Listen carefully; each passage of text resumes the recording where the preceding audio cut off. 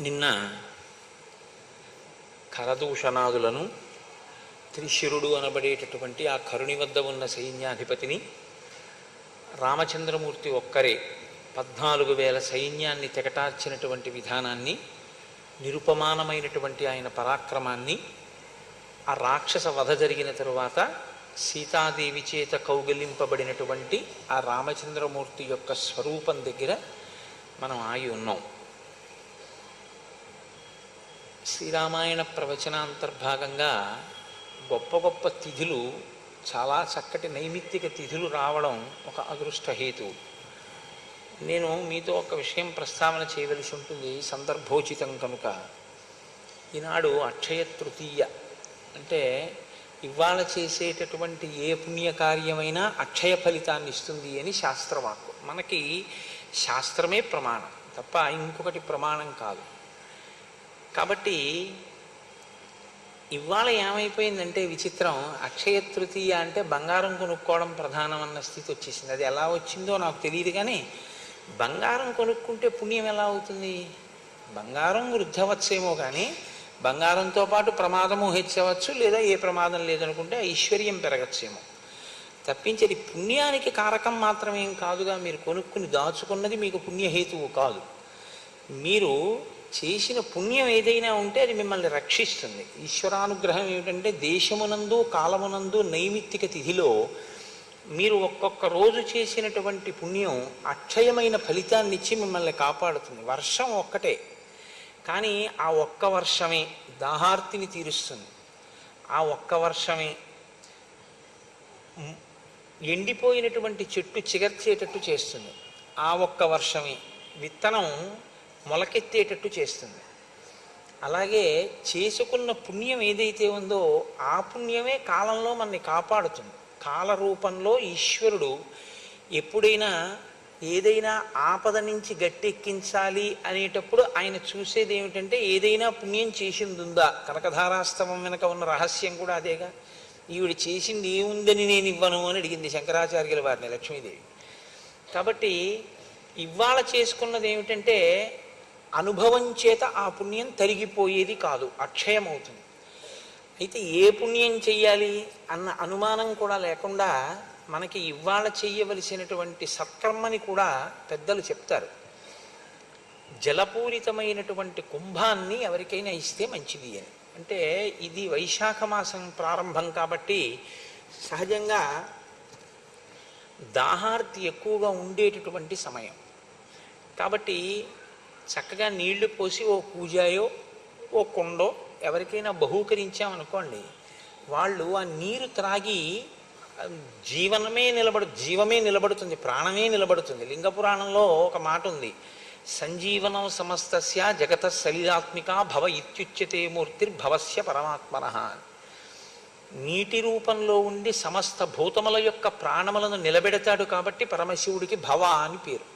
కాబట్టి నీరు ప్రాణములను నిలబెడుతుంది.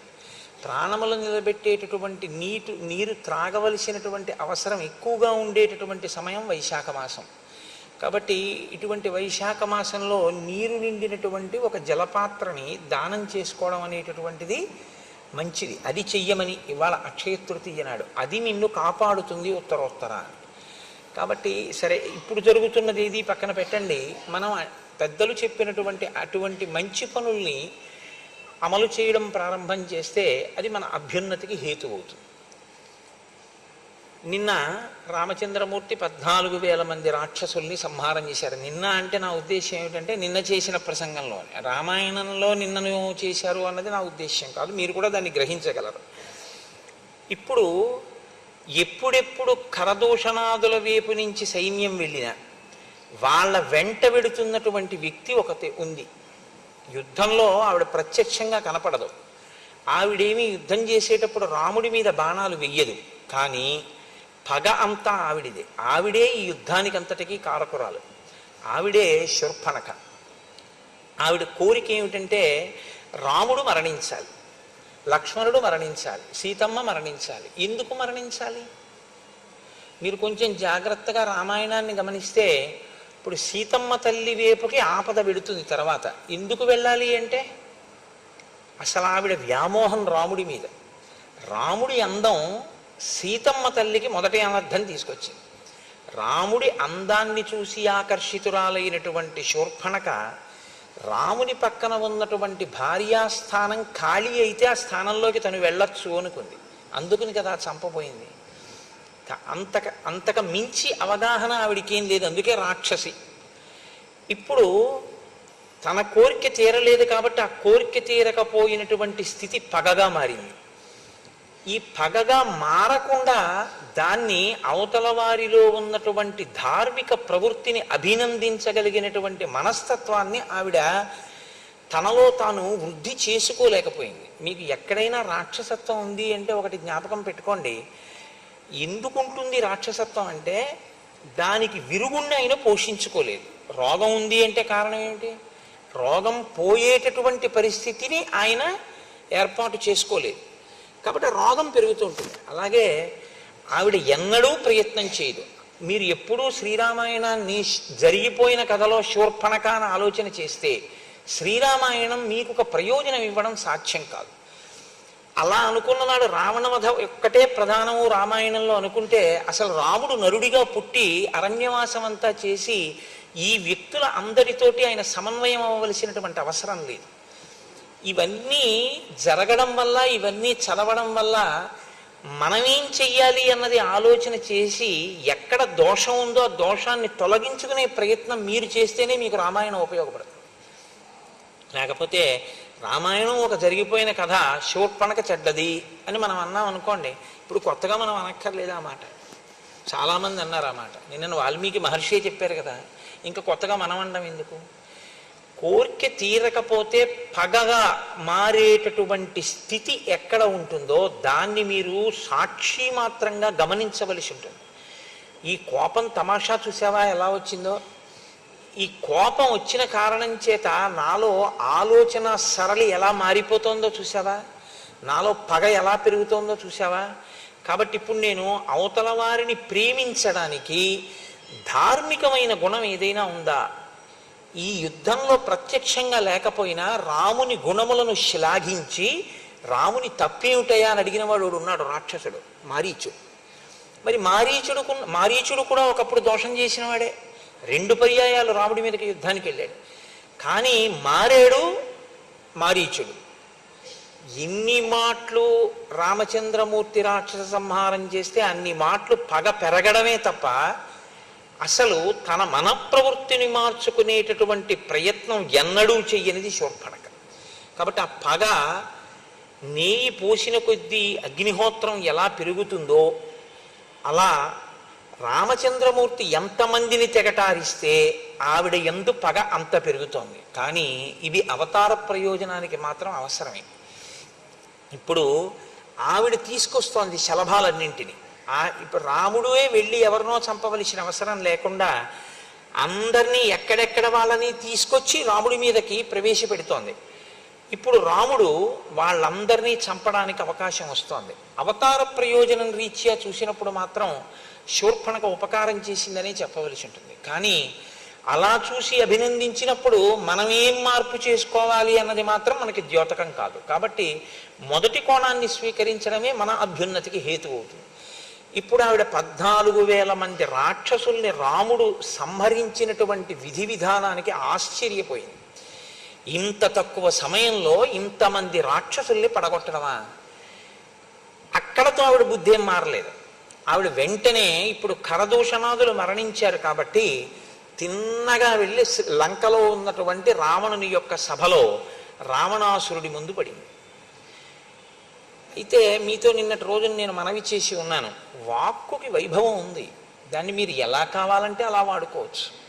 ఆ వాక్కుతో అభ్యున్నతిని పొందొచ్చు, ఆ వాక్కుతోటే పతనమైపోవచ్చు కూడా. ఎక్కడ ఎలా మాట్లాడాలో తన ప్రయోజనాన్ని సిద్ధింప చేసుకోవడానికి అలా మాట్లాడుతుంటుంది. ఇప్పుడు రావణుని యొక్క దృష్టి బాగా తన వైపుకి ప్రసరించడం కోసం రావణునికి పెద్ద ప్రమాదం వస్తోంది అని మాట్లాడడం ప్రారంభం చేసింది. అప్పుడు కదా రావణుడు దృష్టి పెడతాడు. నాకు ప్రమాదం వచ్చింది, నేను ఇలా చేశాను, నేను ఏదో వెళ్ళాను, చంపారన్నారు అనుకోండి. ఆయన ఇంకొకళ్ళ గురించి ఆలోచించే అంత గొప్ప స్వభావం ఉన్నవాడేం ఆయన కాడు. కాబట్టి ఊరుకోవచ్చు. ఇప్పుడు తన పగ తీరాలంటే రావణుని యొక్క దృష్టి అటువైపుకి తిప్పాలి. అటు తిప్పడానికి అనుకూలమైనటువంటి మాట ప్రారంభం చేసింది. వెళ్ళి అక్కడ పడ్డప్పుడు ఆ రావణుడు ఎలా ఉన్నాడు అన్నదాన్ని మహర్షి వర్ణన చేస్తారు. సా దదర్శ విమానాగ్రే రావణం దీప్త తేజసం ఉపోపవిష్టం సచివై మరుద్భిరివవాసవం. పుష్పక విమానంలో ఆ దేవతల మధ్యలో కూర్చున్నటువంటి ఇంద్రుడు ఎలా ఉంటాడో అలా ప్రకాశిస్తూ ఆయన కూర్చుని ఉన్నాడు.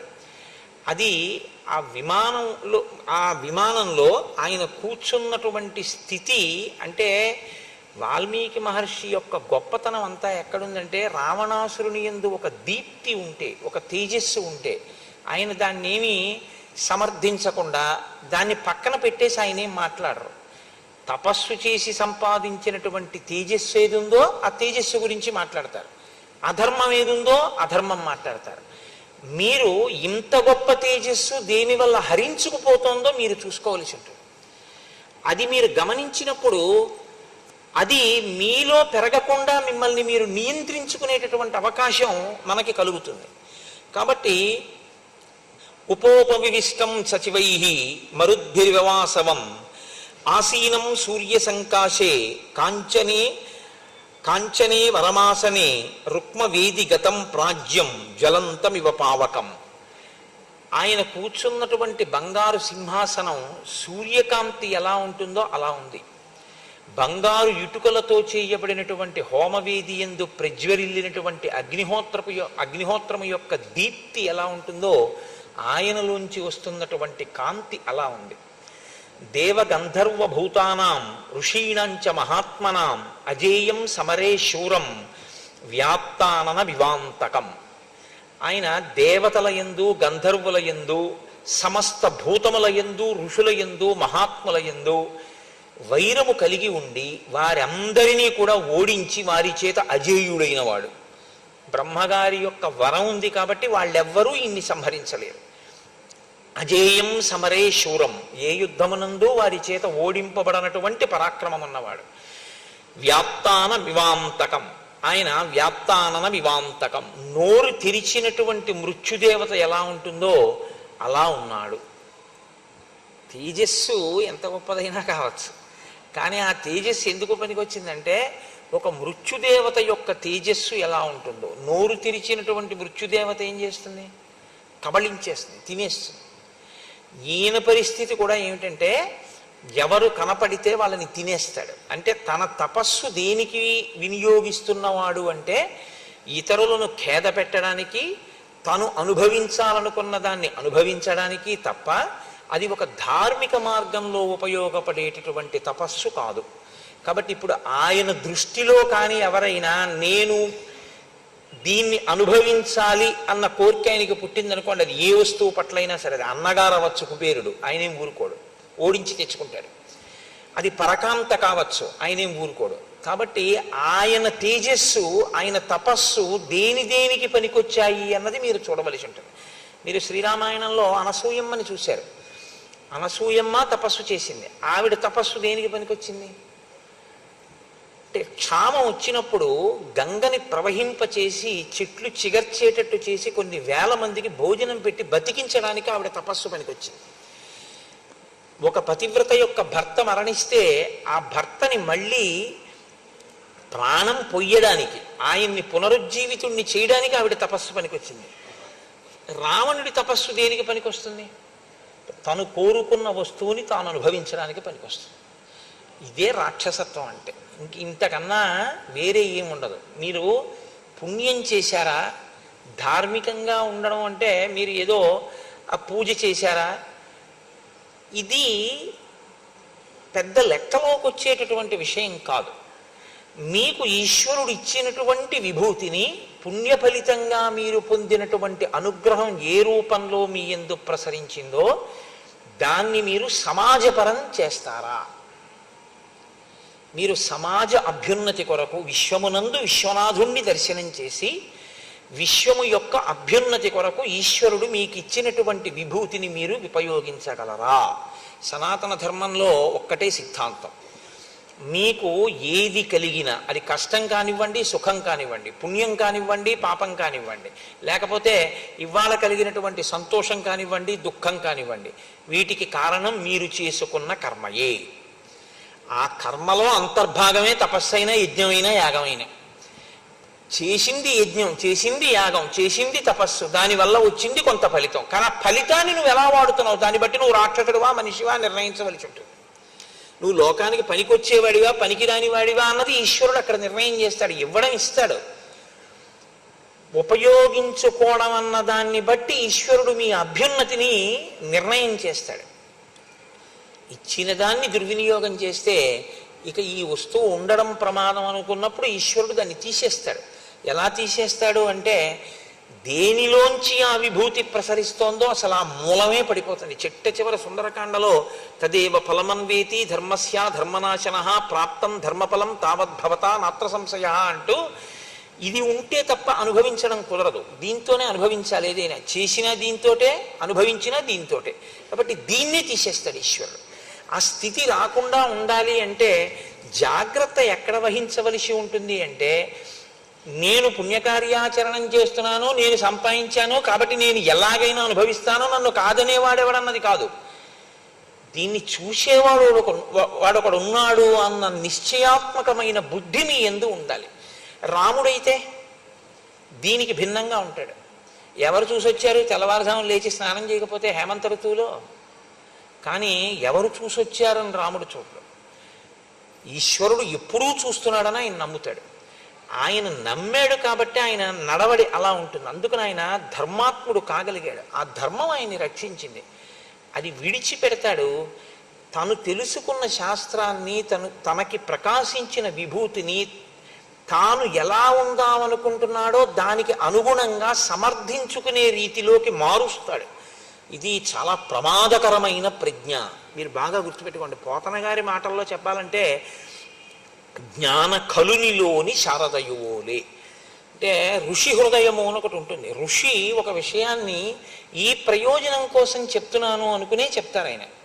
కానీ తనకి ప్రజ్ఞ ఉంది కదా అని, ఒక శ్లోకాన్ని ఎలాగైనా అన్వయం చేయగలిగిన శక్తి తనకు ఉంది కదా అని మీరు అన్వయం చేయడం కానీ, లేదా మీరు ఒక తప్పు చేసి ఆ తప్పుని సమర్థించుకోవడానికి శాస్త్రవాక్కుని మీకున్నటువంటి పాండిత్యాన్ని సాధనంగా తీసుకుని మీరు సమర్థించుకునే ప్రయత్నం చెయ్యడం కానీ ప్రమాదహేతువే.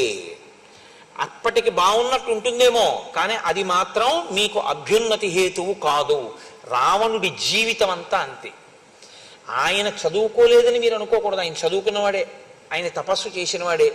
కానీ ఆయన చదువుకున్న శాస్త్రం ఆయనకి ఎందుకు పనికి వస్తుందంటే, తను చేసిన తప్పుని శాస్త్రం సమర్థిస్తోందన్నట్లుగా మాట్లాడే ప్రయత్నం చేస్తూ ఉంటాడు. ఇదే ఆయన కొంప ముంచేసింది ఆఖరికి. రాముడైతే అలా కాదు. శాస్త్రం ఏం చెప్పిందో అది నేను చెప్తున్నానని చెప్తాడు అంతే. శాస్త్రానికి రాముడు కట్టుబడతాడు, వేదానికి రాముడు కట్టుబడతాడు. వేదాన్ని తనకు అనుగుణంగా, శాస్త్రాన్ని తనకు అనుగుణంగా మార్చి మాట్లాడి తన ప్రయోజనాన్ని సిద్ధింపజేసుకునే ప్రయత్నం రావణుడు చేస్తాడు. వేదం ఏం చేయగలదు మన్ని అన్న తృణీకార భావం అసలు ఆ ప్రవర్తనలో ఉంది. ఏం చెయ్యగలదో రాముడి రూపంలో వచ్చి చేసి చూపించింది. ఎందుకు చేసి చూపించింది అని అనవలసి ఉంటుందంటే, వేదము ఒకటి, ఈశ్వరుడు ఒకటి కాదు. మీరు ఎప్పుడూ ఈ విషయాన్ని బాగా జ్ఞాపకం పెట్టుకోవాలి. వేదము వేరండి, ఈశ్వరుడు వేరండి అని మీరు అనకూడదు. ఎందుకంటే ఈశ్వరుని యొక్క ఊపిరియే వేదం.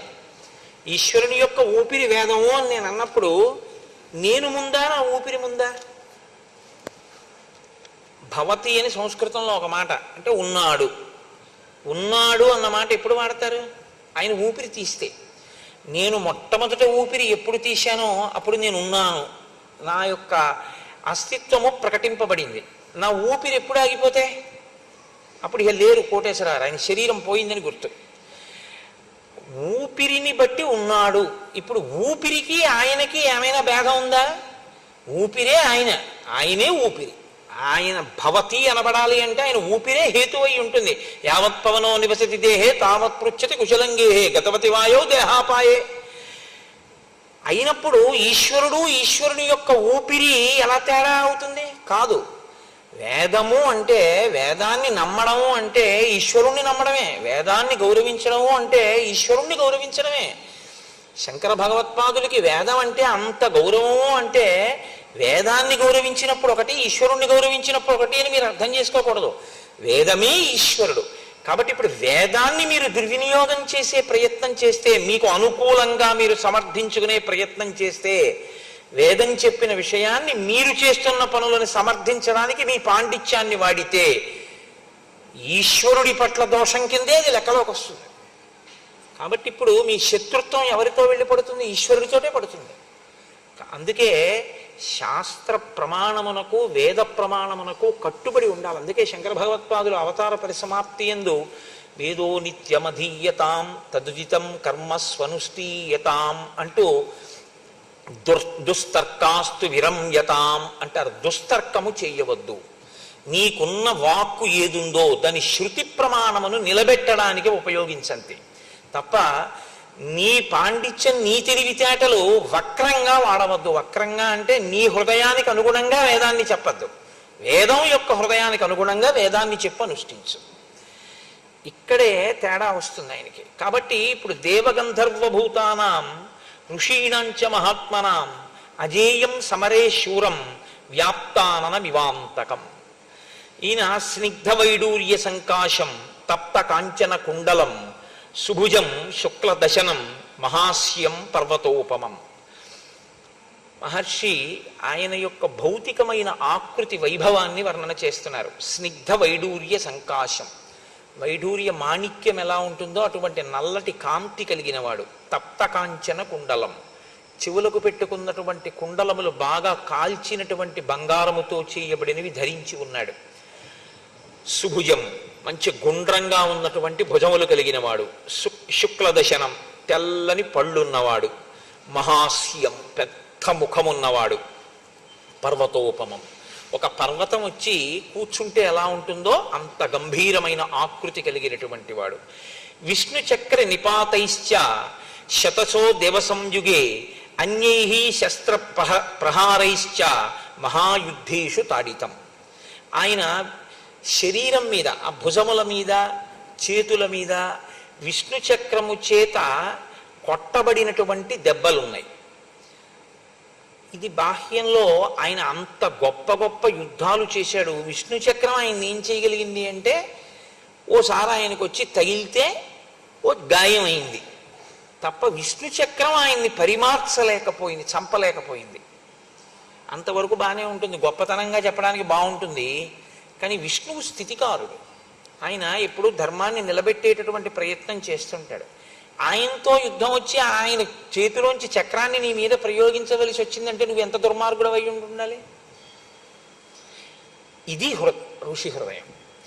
ఇది చూడమని తప్ప విష్ణు చక్రం పెట్టి కొడితే విష్ణు చక్రం దెబ్బలున్నాయండి, అంత పరాక్రమవంతుడండి అని మిమ్మల్ని చెప్పమని కాదు ఆయన ఉద్దేశ్యం.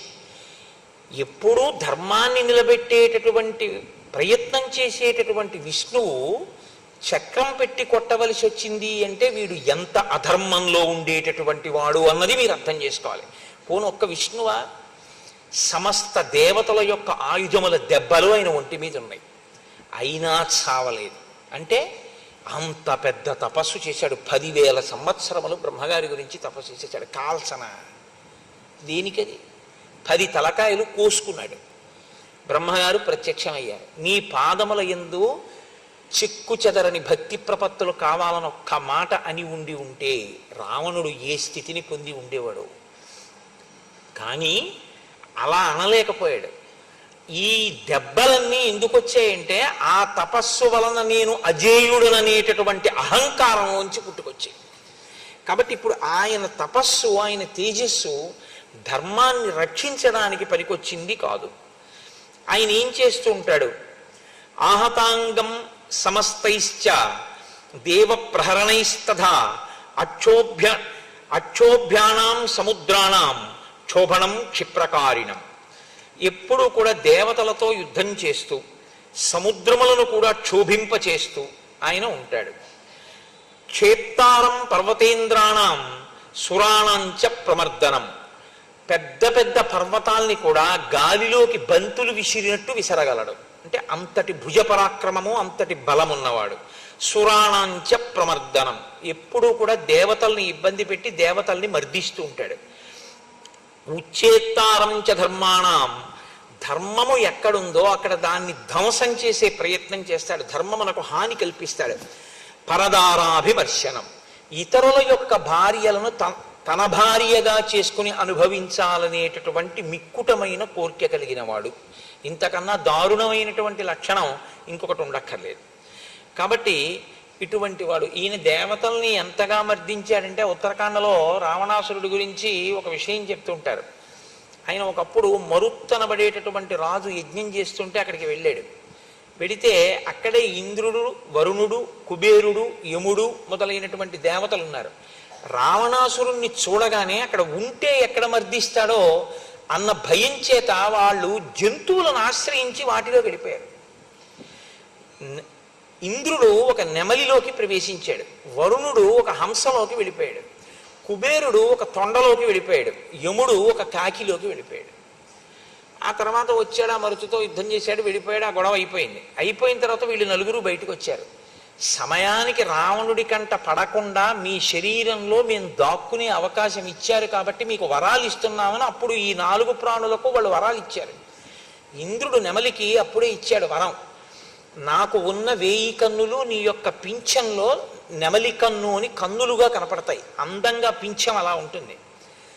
వరుణుడు హంసకి వరం ఇచ్చాడు. వరుణుడు జలాధిదేవత కనుక నీవెప్పుడు నా నీటి మీద తేలుతుంటావు, చంద్రప్రకాశం ఎలా ఉంటుందో అటువంటి కాంతి కలిగినటువంటి స్థితిలో నువ్వు ఉంటావు. కుబేరుడు తొండక వరం ఇచ్చాడు, నీ తల పెద్దదిగా ఉండి ఆహారమును నిల్వ చేసుకోగలిగిన స్థితిని పొంది బంగారు రంగులో ఉంటావని. యముడు కాకికి వరం ఇచ్చాడు, నువ్వు దీర్ఘాయుష్మంతురాలివి అవుతావు, ఏ రోగము నిన్ను బాధించదు, బలవన్మరణం తప్ప నీ అంతా నువ్వు చచ్చిపోవడం అన్నది ఎక్కడా ఉండదు నీకు. సరికదా, నేను నా చేత నువ్వు అనుగ్రహింపబడ్డావు కనుక నువ్వు తింటే పితృదేవతలు సంతోషిస్తారు. కాబట్టి నువ్వు తినాలని పితృకార్యం చేసినప్పుడు కోరుకుంటారు జనం అని కాకికి యమధర్మరాజు గారు వరం ఇచ్చాడు. ఈ 4 ప్రాణులు వరం పొందేటట్టుగా దేవతలంతటి వారు కనపడ్డ దాంట్లో కనపడ్డట్టు దూరిపోయేటట్టుగా మర్దించగలిగాడంటే రావణుడంటే దేవతలు కూడా ఎంత భయపడ్డారో, ఆయన ఎంత ఉద్ధతితో ప్రవర్తించినటువంటి వాడో ఇంకా ఇంతకన్నా సాక్ష్యం ఉండదు. కానీ ఇది ఉత్తరాఖండలో చెప్పబడిన అంశం. కానీ ఈ శ్లోకానికి ఒకసారి అన్వయం చెయ్యొచ్చు అని నేను అన్వయం చేసి మీకు ఆ ఘట్టాన్ని చెప్పానంతే. కాబట్టి ఉచ్చేత్తారంచ ధర్మాణం పరదారాభిమర్శనం సర్వ దివ్యాస్త్రయోక్తారం యజ్ఞ విఘ్నకరం సదా పురీం భోగవతీం ప్రాప్య పరాజిత్య చ వాసుకిం. ఈయన పాతాళలోకానికి వెళ్ళి ఒకానొకప్పుడు వాసుకిని ఓడించాడు. ఎందుకు ఓడించడం అంటే మీకు రామాయణంలో 2 పాత్రలు కనపడతాయి, ఒకడు వాలి, ఒకడు రావణుడు. వీళ్ళిద్దరికీ పని ఏమిటంటే ఇద్దరూ కూడా ప్రతిరోజు ఇవాళ మనం ఎవరి మీదకి యుద్ధానికి వెళ్ళాలని అడుగుతూ ఉంటారు. వెళ్ళి అవతల వాడిని ఓడించడం, ఓడిపోతే సంధి చేసుకోవడం, ఇంకా సిగ్గు లేకుండా ప్రవర్తిస్తే ఏ పెద్ద ఆయన వచ్చి వీళ్ళని రక్షిస్తూ ఉండడం, మళ్ళీ ఇంటికి రావడం, మళ్ళీ అంతే డాంబికంగా తిరుగుతూ ఉండడం తప్ప మార్పన్నది లేకుండా ఇలా తిరిగేటటువంటి లక్షణం ఉన్న 2 పాత్రలు రామాయణంలో, ఒకటి రావణుడు, 2 వాలి. అందుకే వాళ్ళిద్దరి మధ్య అంత గొప్ప సంధి కూడా ఉంది. కాబట్టి పురీం భోగవతీం ప్రాప్య పరాజిత్య చ వాసుకిం తక్షకస్య ప్రియాం భార్యాం పరాజిత్య జగహారయః. ఈయన తక్షకుని ఓడించి ఆయనకి ప్రియమైన భార్యని అపహరించి తెచ్చుకున్నాడు. కైలాస పర్వతం గత్వా విజిత్య నరవాహనం, కైలాస పర్వతానికి వెళ్ళి ఉత్తర దిక్కున ఉన్నటువంటి కుబేరుణ్ణి ఓడించాడు. కుబేరుడు అన్నగారు. అసలు ఉత్తరాఖండలో ఆ అన్నగారు పరిపాలించినటువంటి సామ్రాజ్యాన్ని ఆక్రమించాడు. రావణుడు వెడితే కుబేరుడు అడిగాడు, తమ్ముడా రా, ఇద్దరం కలిసి పరిపాలిద్దాం అన్నాడు. నాకు అలా వీల్లేదు, నువ్వు వెళ్ళిపోతావా, నేను ఉండనా అంటే విశ్రవసో బ్రహ్మని అడిగాడు. వాడికి అహంకారంతో పోయే కాలం దాపురించింది, నువ్వు ఉత్తర దిక్కుకు వెళ్ళిపో అంటే అప్పుడు అలకాపురి నిర్మించుకుని ఆయన కైలాస పర్వతం పక్కకి వెళ్ళిపోయాడు. రావణుడు లంకారాజ్యాన్ని హస్తగతం చేసుకున్నాడు.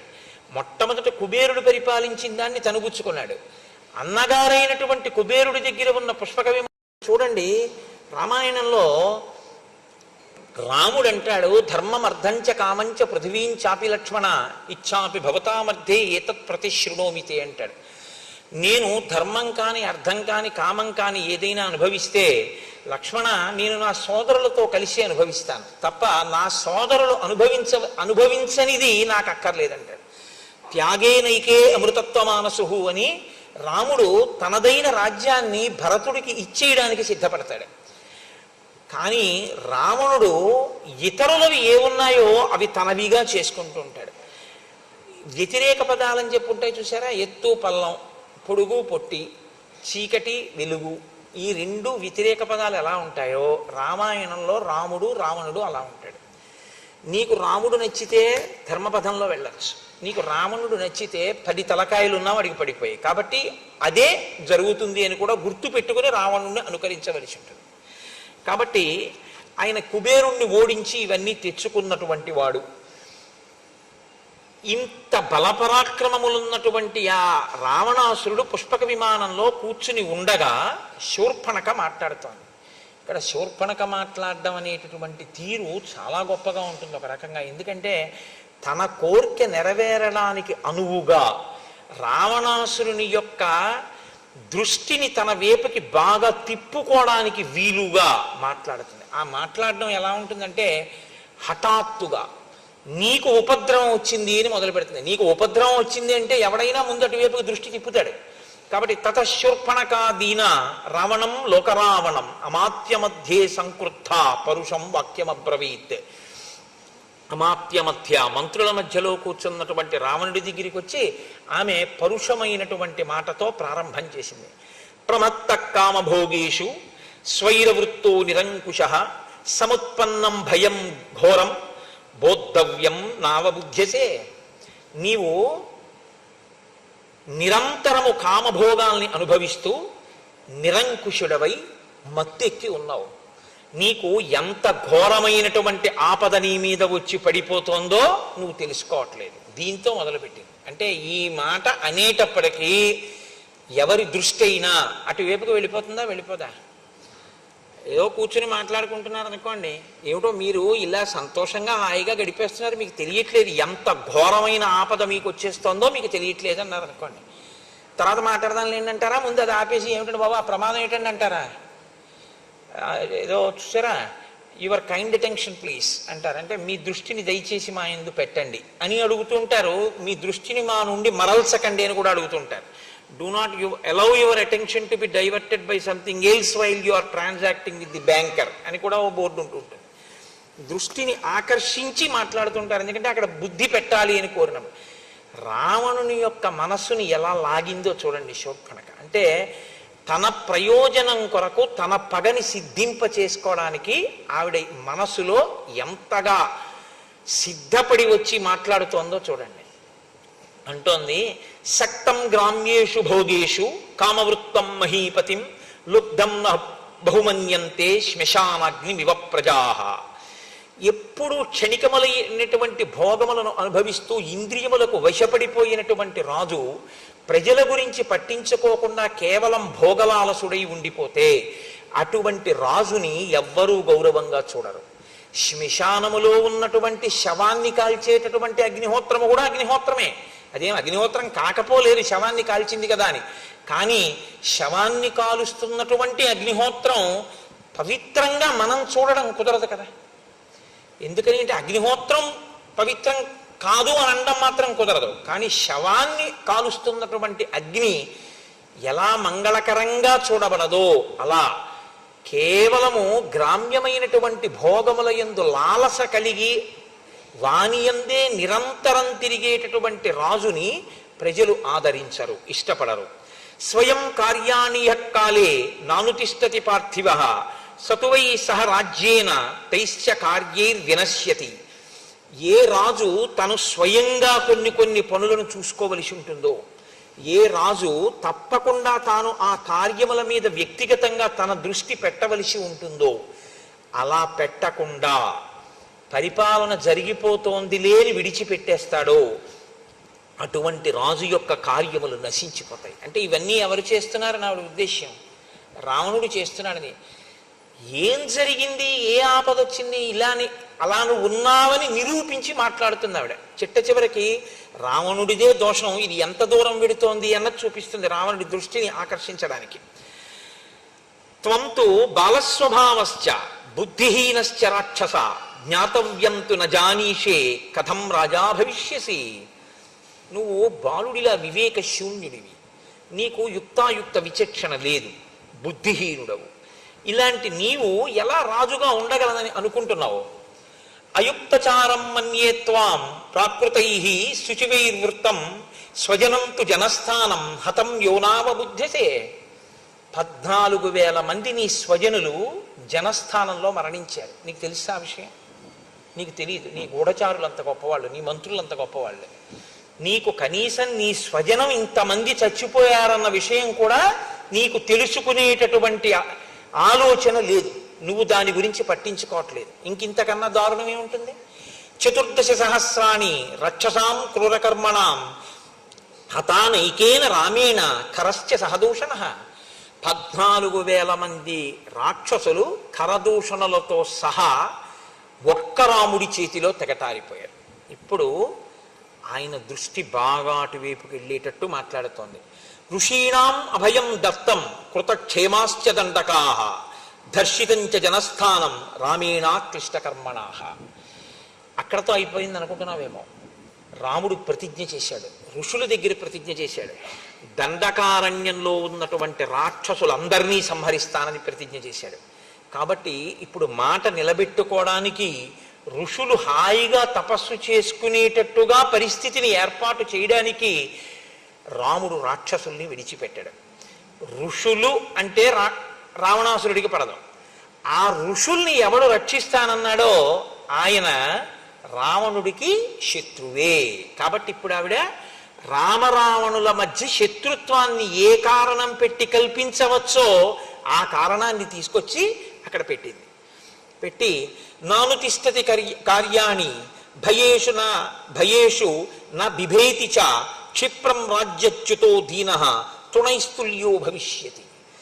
ఏ రాజు కార్యములను బాగా పట్టించుకోకుండా తిరుగుతుంటాడో, ఏ రాజు వస్తున్నటువంటి భయానకమైన పరిస్థితులను దృష్టిలో పెట్టుకోకుండా నాకేమి లేని ప్రవర్తిస్తూ ఉంటాడో అటువంటి వాడు చాలా త్వరగా రాజ పదవి నుంచి తొలగింపబడి భయమును పొందుతాడు, అందరికీ చులకనైపోతాడు. రావణ, నీకొక మాట చెప్తున్నాను, ఇవాళ నిన్నింత గౌరవిస్తున్నారు, కానీ రాముడు నిన్ను రాచరికం నుంచి తొలగిస్తే, నిన్ను పడగొట్టేస్తే, నీ సింహాసనం పోతే శుష్కై కాష్టైర్భవేత్ కార్యం లోష్టైరపి చపాంసుభిః నతు స్థానాత్ పరిభ్రష్టై కార్యం స్వాత్తు వసుధాధిపైః.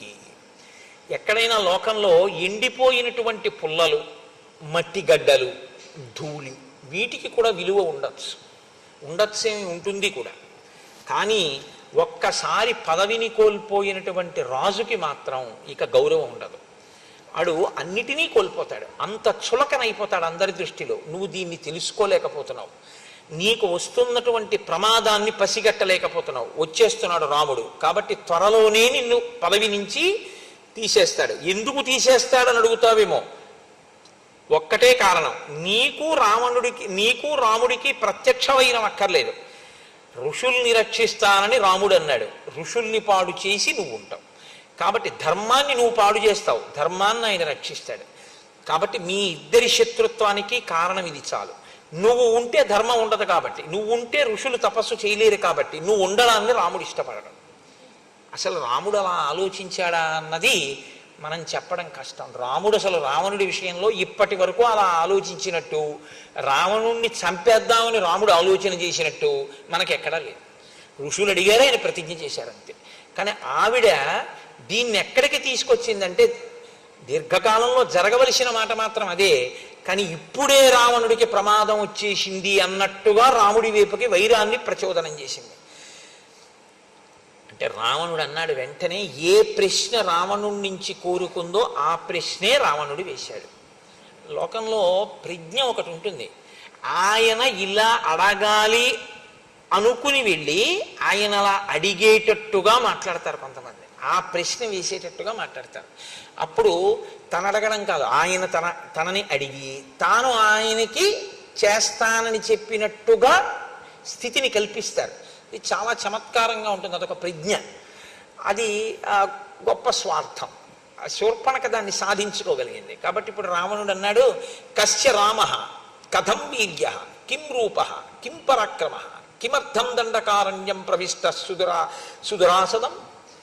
అసలు ఎవరా రాముడు, ఆయన పరాక్రమం ఏమిటి, ఆయన వీర్యం ఏమిటి, ఆయన దండకారణ్యంలోకి ఎందుకు వచ్చాడు, ఎప్పుడు వచ్చాడు, దేని కొరకు దండకారణ్యంలో ప్రవేశించాడు.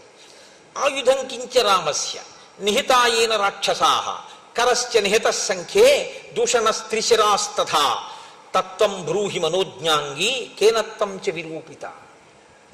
అసలు ఆ రాముడు ఏ ఆయుధాలు చేత్తో పట్టుకుంటాడు, రాముడి వెనకాతల ఎవరు ఉంటారు, ఆ రాముడు ఏ పని మీద ఏ వైరము వలన కరదూషణాదులను త్రిశిరుణ్ణి వాళ్ళని సంహరించాడు, నీ ముక్కు చెవులు ఎందుకు కోశాడు అని అడిగాడు. ఇప్పటి వరకు ఆవిడ కరదూషణాదుల గురించి మాట్లాడుతోంది తప్ప తన ముక్కు చెవులు ఎందుకు కోశాడో చెప్పలేదు. కానీ దాద్దామంటే దాచేదా, దాద్దామంటే దాగేది కాదు, ముక్కు చెవులు కోసేస్తే. కాబట్టి ఆయన ఈ ప్రశ్న అడిగేదాకా మాత్రం తన ముక్కు చెవులు ఎందుకు తెగిపోయాయో మాత్రం శూర్పణఖ చెప్పలేదు. ఇప్పుడు ఎంత అందంగా చెప్తుందో, ఆ ప్రశ్న వేస్తే ముక్కు చెవుల ఘట్టాన్ని ఇంకొక రకంగా తిప్పుకుంటుంది. ఈ ప్రజ్ఞ ఈవిడిదే కాదు, ఈవిడికి ముందు పుట్టినవాడు ఆయన, ఆయనకి ఇంతకన్నా గొప్ప ప్రజ్ఞ. సత్యాన్ని మసిపూసి అసత్యాన్ని తీసుకొచ్చి ప్రవేశపెట్టడంలో శూర్పణఖ రావణుడు ఖచ్చితంగా అన్నా చెల్లెళ్ళి అలాగే ఉంటారు వాళ్ళిద్దరు. కాబట్టి ఇప్పుడు ఆవిడంది దీర్ఘబాహుర్విశాలాక్ష, మనసులో కామం ఎక్కడికి పోతుందండి. కాబట్టి రాముడి గురించి ఎప్పుడు చెప్పినా అలాగే వర్ణిస్తుంది. దీర్ఘబాహుర్విశాలాక్ష చీరకృష్ణాజినాంబర కందర్పసమ రూపశ్చ రామో దశరథాత్మజ. రాముడు దీర్ఘమైనటువంటి బాహువులున్నవాడు, ఆజానుబాహుం అరవిందదలాయతాక్షం అని కదా. ఆయన చీరకృష్ణాజినంబర, నారచీర కట్టుకుని కృష్ణాజినం కట్టుకుని ఉన్నాడు. కందర్ప సమరూపశ్చ, మన్మధునితో సమానమైనటువంటి అందము కలిగినటువంటి వాడు. రామో దశరథాత్మజ, దశరథుని యొక్క కుమారుడు రాముడు. శక్రచాప నిభం చాపం వికృష్య కనకాంగదం దీప్తాన్ క్షిపతి నారాచాన్ సర్పానివ మహావిషాన్. ఆయన ఇంద్రుడి యొక్క ధనస్సు ఎలా ఉంటుందో అటువంటి ధనస్సుని చేత్తో పట్టుకుంటాడు. విషసర్పములతో సమానమైనటువంటి నారాచ బాణములను వింటినారికి తగల్చి ప్రయోగిస్తూ ఉంటాడు. నాదదానం శరాన్ ఘోరాన్ నముంచంతం శిలీముఖాన్ న కార్ముకం నికర్షంతం రామం పశ్యామి సంయుగే. ఈ మాటే రావణుడికి బాగా తలకెక్కి రాముడు లేని సమయంలో సీతాపహరణం చెయ్యాలి అనే నిర్ణయానికి కారణమైంది. ఆవిడంది 14,000 మందిని చాలా తక్కువ కాలంలో రాముడు సంహరించాడు. కానీ సంహరించడం అనేటటువంటిది చచ్చిపోయిన వాళ్ళ వల్ల తెలిసింది తప్ప అసలు రాముడు 14,000 మంది వెళ్తే చచ్చిపోవడానికి వెళ్ళి లైన్లో నించున్న వాళ్ళు కాదు. వాళ్ళు యుద్ధానికి వెళ్ళిన వాళ్ళు కాబట్టి వాళ్ళు ప్రయోగించారు, బాణాలు అస్త్రాలు శస్త్రాలు ఆయుధాలు అన్నీ వేశారు. ఇన్నిటిని వేసినప్పుడు ఇన్నిటినీ ఎప్పుడు నిగ్రహించాడో, నిగ్రహిస్తూ ఇంతమందిని ఎప్పుడు చంపాడో, చంపడానికి బాణం ఎప్పుడు తీశాడో, తీసిన బాణాన్ని ధనస్సుకు ఉన్నటువంటి వింటినారికి ఎప్పుడు తొడిగాడో, తొడిగిన దాన్ని వెనక్కి ఎప్పుడు లాగాడో, లాగిన దాన్ని ఎప్పుడు వదిలాడో, వదిలినప్పుడు గురి ఎవరి వంక చూశాడో, ఎప్పుడు వెళ్ళి ఆ బాణం పడిందో నాకు కనపడలేదు. వడగళ్ళవాన పడితే ఏ విధంగా అయితే పైరు పంటలన్నీ ధ్వంసమైపోతాయో అలా ఆయన ధనస్సులోంచి బాణములు పైకి రావడం అన్నది, ఆయన బాణం తీయడం అన్నది, సంధించడం అన్నది అసలు కనపడదు. అంత వేగం అన్నమాట. అసలు ఆ బాణాలు తీస్తున్నాడా అన్నది కూడా కనపడదు, సంధిస్తున్నాడా కనపడదు. ఇది ఎలా ఉంటుందంటే, ఒక ఉదాహరణ చెప్పాలంటే, ఆగిపోతే లెక్క పెట్టగలిగిన ఫ్యాన్ రెక్కలు 5th గేర్లో ఉంటే లెక్క పెట్టలేని ఫ్యాన్ రెక్కలులా ఉంటుందన్నమాట. అంత వేగం. అది చాలా హీనోపమానమేమో, అంతకన్నా ఇంకా నేను ప్రవేశపెట్టడానికి అవకాశం లేక చెప్తున్నాను, ప్రత్యక్షంగా వెంటనే మనసుకు ఎక్కడానికి. అంత వేగంగా ఉంటుంది. రామబాణముల యొక్క వేగాన్ని దేనివల్ల చూడవలసి ఉంటుందంటే ఫలితాన్ని బట్టి చూడవలసి ఉంటుంది. ఇంతమంది చచ్చిపోయారు కాబట్టి బాణాలు వేసాడు అనుకోవాలి తప్ప బాణాలు వేయడం చూడడం మాత్రం కుదరదు. ఎందుకంటే ఆ వేగం అలా ఉంటుంది, అంత వేగంగా వేస్తాడు ఆ బాణాలని. ఇప్పుడు రావణుడికి ఈ మాట విన్నాకే భయం వేసింది. మనం మాత్రం వెళ్ళి ఎదురుగుండా ఎలా నిలబడతాం అనుకున్నాడు. అనుకుని రాముడు లేని సమయంలో సీతాపహరణం చెయ్యాలన్న నిశ్చయం చేసుకోవడానికి కారణం కూడా శూర్పణఖ యొక్క మాటలే.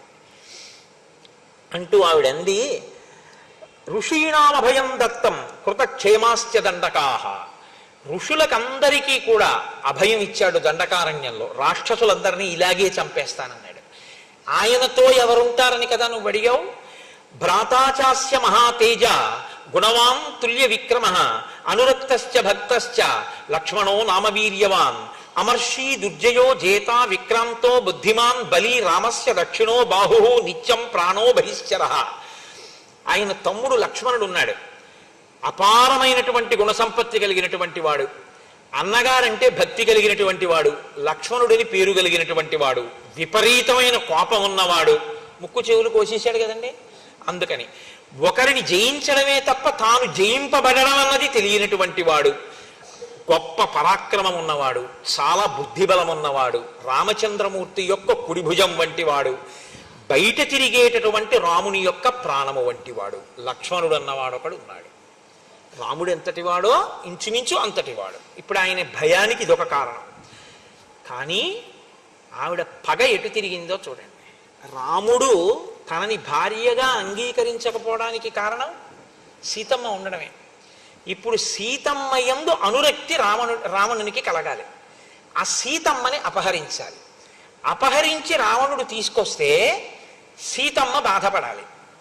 రాముడు రక్షించలేని స్థితి కల్పించాలంటే రాముడు దూరంగా ఉండగా సీతాపహరణం జరగాలి.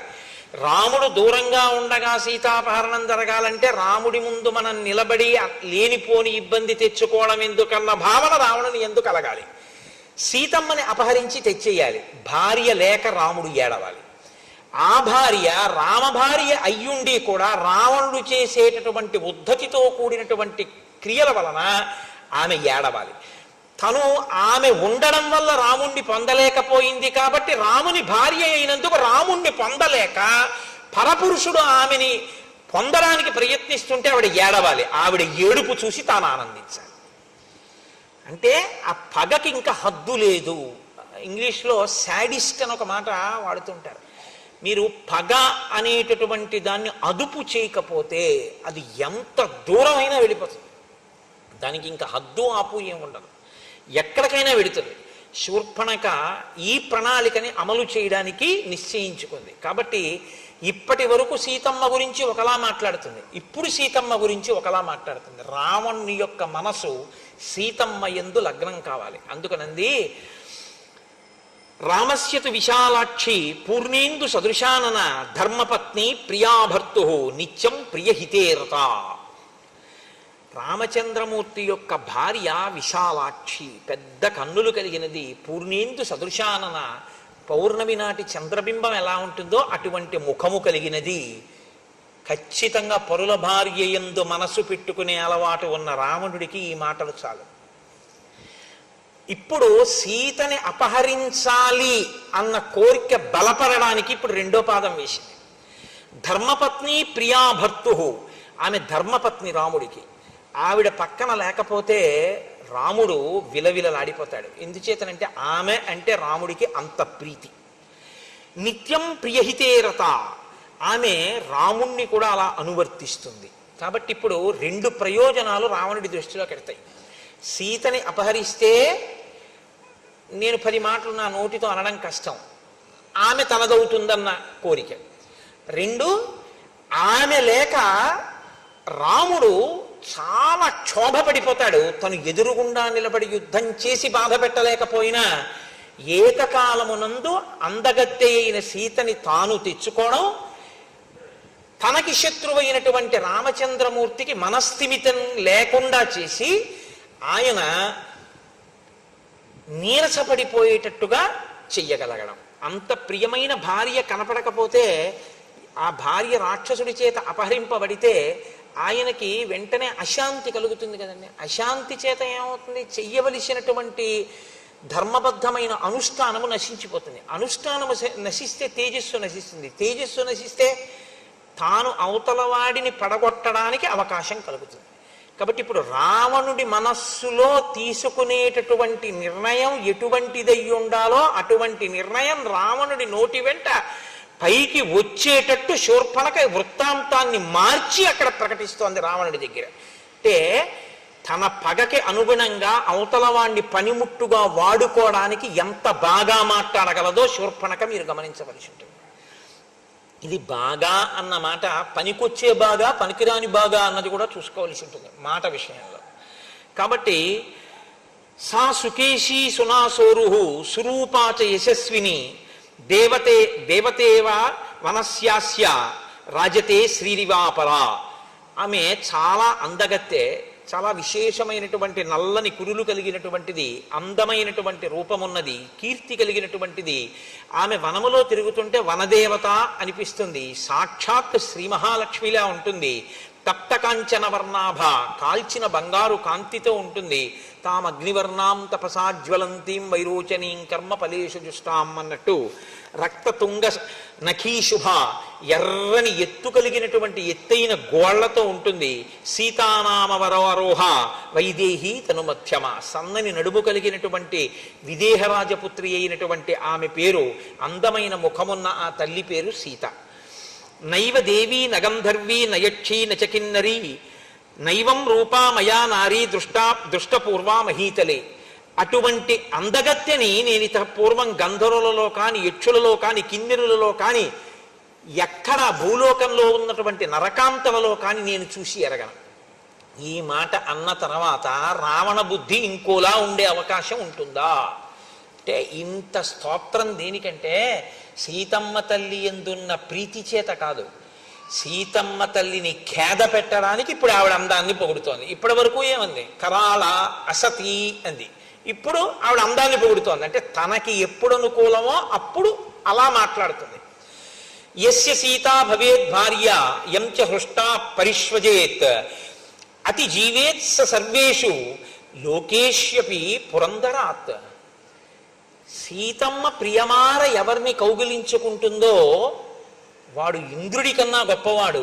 అటువంటి పురుషుడు ఎంత అదృష్టవంతుడో ఊహించడానికి శక్యం కాదు. అంటే ఈయన మనస్సుని ఆవిడ వైపు ప్రవేశపెడుతోంది. సా సుశీల వపుశిలాఘ్య రూపేణ ప్రతిమాభువి తవానురూపా భార్యా స్యాత్ త్వం చ తస్యాస్తథాపతి. ఆమె చక్కని శీలవతి, సౌందర్యము కలిగినది, ఆమె రూపము సాటి లేనిది, నీకు భార్య కాదగినది, ఆమెకు నీవే భర్త కాదగిన వాడవు. ఇది ఇంతకన్నా అర్ధరహితమైన మాట ఇంకోటి ఉంటుందండి. ఆవిడ వివాహిత, ఆవిడికి భర్త ఉన్నాడు. ఆమెకి నీవే భర్త కాదగిన వాడివి అంటే అసలు నీ పక్కన కూర్చోవలసిన ఆవిడ్ని రామచంద్రమూర్తి తన పక్కన కూర్చోబెట్టుకుంటున్నాడు. ఇది అతని అసూయకి ఇంకొక కారణం. ఇప్పుడు ఇంకొంచెం ఆజ్యం పోసింది. వెళ్ళి ఓడించి తీసుకురాలేడు. ఆ చేతకానితనం కూడా, అంటే తొందరపడి రాముడు ముందుకు ఎడతాడేమో ఆవిడకు అనుమానం ఉంది. ఎందుకంటే 14,000 మంది చచ్చిపోవడం ఆవిడ చూసింది. గబుక్కుని రావణుడికి ఏమైపోతే ఆవిడ పగ తీరేది ఎలాగ? ఇంకా పగ తీరాలంటే ఇప్పుడు ఆవిడ ప్రణాళిక మార్చింది. రాముడి మీదకి యుద్ధానికి పంపితే ఇక నా పగ తీరదు. ఆవిడకి అనుమానం వచ్చింది రాముడి చేతిలో నిలబడడం కష్టమని. కాబట్టి సీతమ్మను అపహరిస్తే పోతుంది. కాబట్టి ఇప్పుడు దానికి అనుగుణంగా అలా జరిగేటట్టుగా మాట్లాడుతోంది. కురుప్రియం తథా తేషాం రక్షసాం రాక్షసేశ్వర వధాత్ తస్య నృశంసస్య రామస్యాశ్రమవాసినః. నీవు సీతాపహరణం చేసి రాక్షసులకందరికీ కూడా ఉపకారం చెయ్యాలి. ఎందుచేతనంటే చనిపోయినటువంటి రాక్షసులందరూ కూడా శాంతి పొందాలి అంటే రాముడు అశాంతి పొందేటట్టు చేయాలి. రాముడు అశాంతి పొందాలి అంటే రాముని యొక్క ప్రియ భార్య అయినటువంటి సీతని నువ్వు అపహరించాలి. ఈ మాటలు చెప్పిన తర్వాత మంత్రులు ఎంత గొప్పవాళ్ళో, ఆయన మంత్రులందరితోటి ఒకసారి సమావేశం పెట్టి ఆవిడ ఒక చాలా చమత్కారమైనటువంటి మాట ఒకటి చెప్పింది. అసలు నేను ఆ సీతని నీకు భార్యని చేద్దామనే తీసుకొచ్చే ప్రయత్నం చేశాను. ఆ లక్ష్మణుడు ఉన్నాడే, నేను సీతమ్మని నీకు భార్యగా చేద్దాం, నీకు తగింది కదా, రాముడికి ఎందుకని తీసుకొస్తుంటే నా ముక్కు చెవులు కోసేశాడు. అదే యథార్థం కాదు. అంటే తన ముక్కు చెవులు కొయ్యడం అన్న విషయాన్ని రావణుడు అడిగేంత వరకు దాచినా దాగని దాన్ని ప్రస్తావించకుండా అడిగిన తరువాత సానుభూతి రావణుడికి కలిగేటట్టుగా ఆ జరిగిన కథని తిప్పింది. చూసావా పాపం ఎంత ప్రీతో మా చెల్లెలకి, ఎంత ప్రీతో అనుకోవడానికి కారణం ఒకటి ఉందండి. ఎందుకంటే శూర్పణఖ భర్త విద్యుజ్జిహ్వుడు అన్న ఆయన్ని శత్రు సైన్యం అనుకుని గబుక్కుని రావణాసుడు చంపేశాడు ఆవిడ భర్తని. ఆవిడ భర్తని ఆవిడికి లోటే ఉంది. చూశాంగా, ఎవరైనా అందంగా కనపడితే వెళ్ళి నాతో భోగించట్టుంటుంది. కాబట్టి నేను ఈవిడ భర్తని చంపేసిన ఈవిడ మాత్రం నాకు అనురూప అయినటువంటి భార్యను తీసుకురావడానికి ప్రయత్నిస్తూ పాపం ముక్కు చెవులు కూడా కోల్పోయింది అన్న సానుభూతి తన ఎందు కలిగితే తను చెప్పిన మాటలలో ఉన్నటువంటి డొల్లతనం ఏమైనా ఉంటే దాని వైపుకి ఇంకా రావణ దృష్టి వెళ్ళకూడదు. పైగా ఆయన దృష్టి ఇంకెక్కడికి ఎందుకు వెళ్ళదంటే, ఆయన దృష్టి ఎక్కడికి వెళ్ళాలో అక్కడికి వెళ్ళిపోవాలంటే ఓ ఆడది అందంగా ఉందని చెప్తే తాలడిపోతుంది అంతే ఆయన దృష్టి.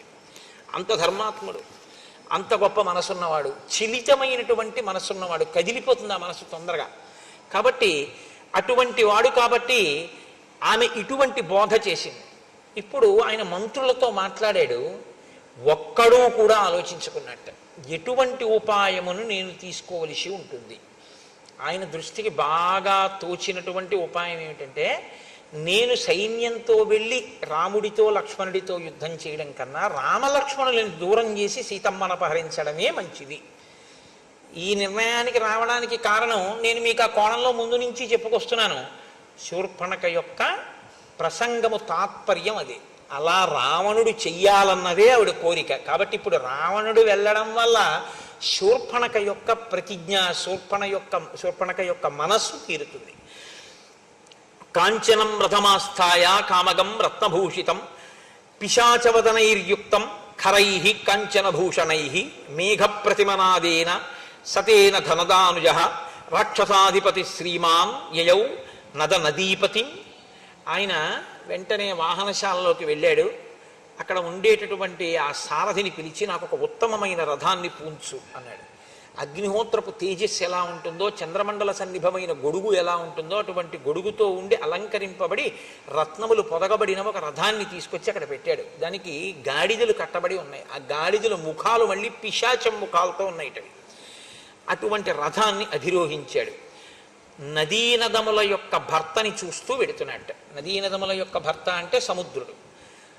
నది తూర్పు ముఖంగా ప్రవహిస్తుంది, నదము పశ్చిమ ముఖంగా ప్రవహించి సముద్రంలో కలిసిపోతుంది. కాబట్టి ఇప్పుడు ఆ సముద్రాన్ని చూస్తూ ఆ రథం మీద వెళ్ళిపోతున్నాడు. వెళ్ళిపోతూ కింద ఉన్నటువంటి ఆశ్రమాలని వాటిని అన్నింటినీ చూస్తున్నాడు.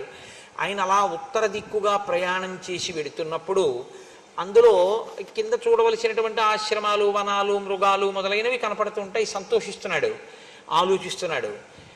మహర్షి అక్కడ ప్రతిపాదించి చూడదగినదిగా చెప్పబడిన చాలా గొప్ప విషయం ఒకటి ఉంది. అది ఒకానొకప్పుడు గరుత్మంతుడు గజకచ్చపములు అని ఒక ఏనుగు, ఒక తాబేలు, అవి నిరంతరం పోరాటం చేసుకునే మహాభారతంలో దాని గురించి విశేషంగా ప్రస్తావన ఉంది. ఆ గజకచ్చపములను తినేయమన్నారు గరుత్మంతుడి ఆకలి తీరాలంటే. ఈయన వెళ్ళి వాటి రెండింటినీ కూడా తన కాళ్లతో పట్టుకుని తీసుకొచ్చి ఒక పెద్ద చెట్టు 100 యోజనముల వరకు పెరిగినటువంటి శాఖలు కలిగిన ఒక మర్రి చెట్టు కొమ్మ మీద పెట్టుకున్నాడు. పెట్టుకుంటే ఆ కొమ్మ పెళపెళ విరిగిపోయింది వాటి బరువుకి. ఆ కింద మునులు తపస్సు చేసుకుంటున్నారు. ఆ కొమ్మ వాళ్ళ మీద పడిపోతుందేమోనని ఆయన ఏం చేశారంటే, ఒక కాలితో గజకచ్చపాలని పట్టుకుని ఒక కాలితో ఈ కొమ్మని పట్టుకుని సముద్రం మీద ఎగిరిపోయాడు. అలా ఎగిరిపోతూ ఆయన ఆ గజకచ్చపాలు రెండింటినీ తినేశాడు. ఆ ఏనుగుని ఆ తాబేల్ని తినేసి ఇప్పుడు ఈ కొమ్మతో ఆయన ఒక పని చేసేట. ఒక కిరాత గ్రామంలో మునులను వేధించేటటువంటి వాళ్ళు కొంతమంది ఉన్నారట. ప్రహర్షమతులం లేభే మోక్షయిత్వా మహామునీన్. వాళ్ళని ఆ చెట్టు కొమ్మతో బాది సంహరించి ఈ మునులను కాపాడట. ఆ చెట్టు ఎక్కడుందో ఆ చెట్టు కొమ్మ విరిగిపోగా మిగిలినటువంటి చెట్టు 100 యోజనముల విస్తీర్ణము కలిగినటువంటి ఒక పెద్ద మర్రి చెట్టు. దాని కింద మునిగణములన్నీ కూర్చుని తపస్సు చేస్తూ ఉంటారు. ఆంధ్రదేశంలో ఇలాంటి చెట్టు ఒకటి కర్నూలు జిల్లాలో అనుకుంటా చాలా పెద్దది ఉంది అని ఆ చెట్టుని చూడ్డానికి వెడుతుంటారు. నమో వృక్షేభ్యో హరికేశాయోపవీతినే పుష్టానాం పతయే నమో నమో అని కదా. చాలా కొన్ని కిలోమీటర్ల దూరం వరకు దాని కొమ్మలు వ్యాపించి ఉంటాయి అంటారు. అలా అటువంటి వృక్షరాజములు ఇప్పుడే ఉన్నాయి అంటే ఆ కాలంలో ఇంకా పెద్ద ఉండేవన్నమాట. తం మహర్షి గణైర్జుష్టం సుపర్ణకృతలక్షణం నామ్యాం సుభద్రం యగ్రోధం దదర్శ ధనదానుజ. సుభద్రం అనేటటువంటి పేరు కలిగిన ఆ మర్రి చెట్టుని ఈ రావణాసురుడు చూశాడు. అంత పెద్ద మర్రి చెట్టుని ఆయన మెల్లగా సముద్ర తీర ప్రాంతంలో, అంటే ఉత్తర సముద్ర తీర ప్రాంతం దగ్గరికి వెళ్ళిన తర్వాత మారీచుని యొక్క ఆశ్రమాన్ని చూశాడంటే తన కార్యమును సాధించుకోవడానికి. ఇప్పుడు ఆయన ఏమిటి నిర్ణయానికి వచ్చాడు? రామలక్ష్మణుల్ని దూరం చేసి సీతమ్మను అపహరించాడు. కాబట్టి ఇప్పుడు రామలక్ష్మణులని దూరం చేయడము అంటే అదంత తేలికైన విషయం కాదు. సీతమ్మ దగ్గర ఎప్పుడూ రాముడో లక్ష్మణుడో ఉంటారు. రామలక్ష్మణులు ఇద్దరూ వెళ్ళిపోవాలంటే ఏదో చాలా పెద్ద ప్రణాళికే వేయాలి, సామాన్యమైన విషయం ఏం కాదు అది. కాబట్టి అంత గొప్ప ప్రణాళికని అమలు చెయ్యడంలో రావణాసురుడికి సహకరించగలిగినటువంటి సమర్థత కలిగిన మిత్రుణ్ణి వెతుక్కోవాలి. కాబట్టి ఇప్పుడు ఆయన మారీచుని యొక్క ఆశ్రమానికి వెళ్ళాడు. వెళ్ళి ఆ మారీచుడి దగ్గరికి వెళ్ళి ఒక మాట చెప్తున్నాడు.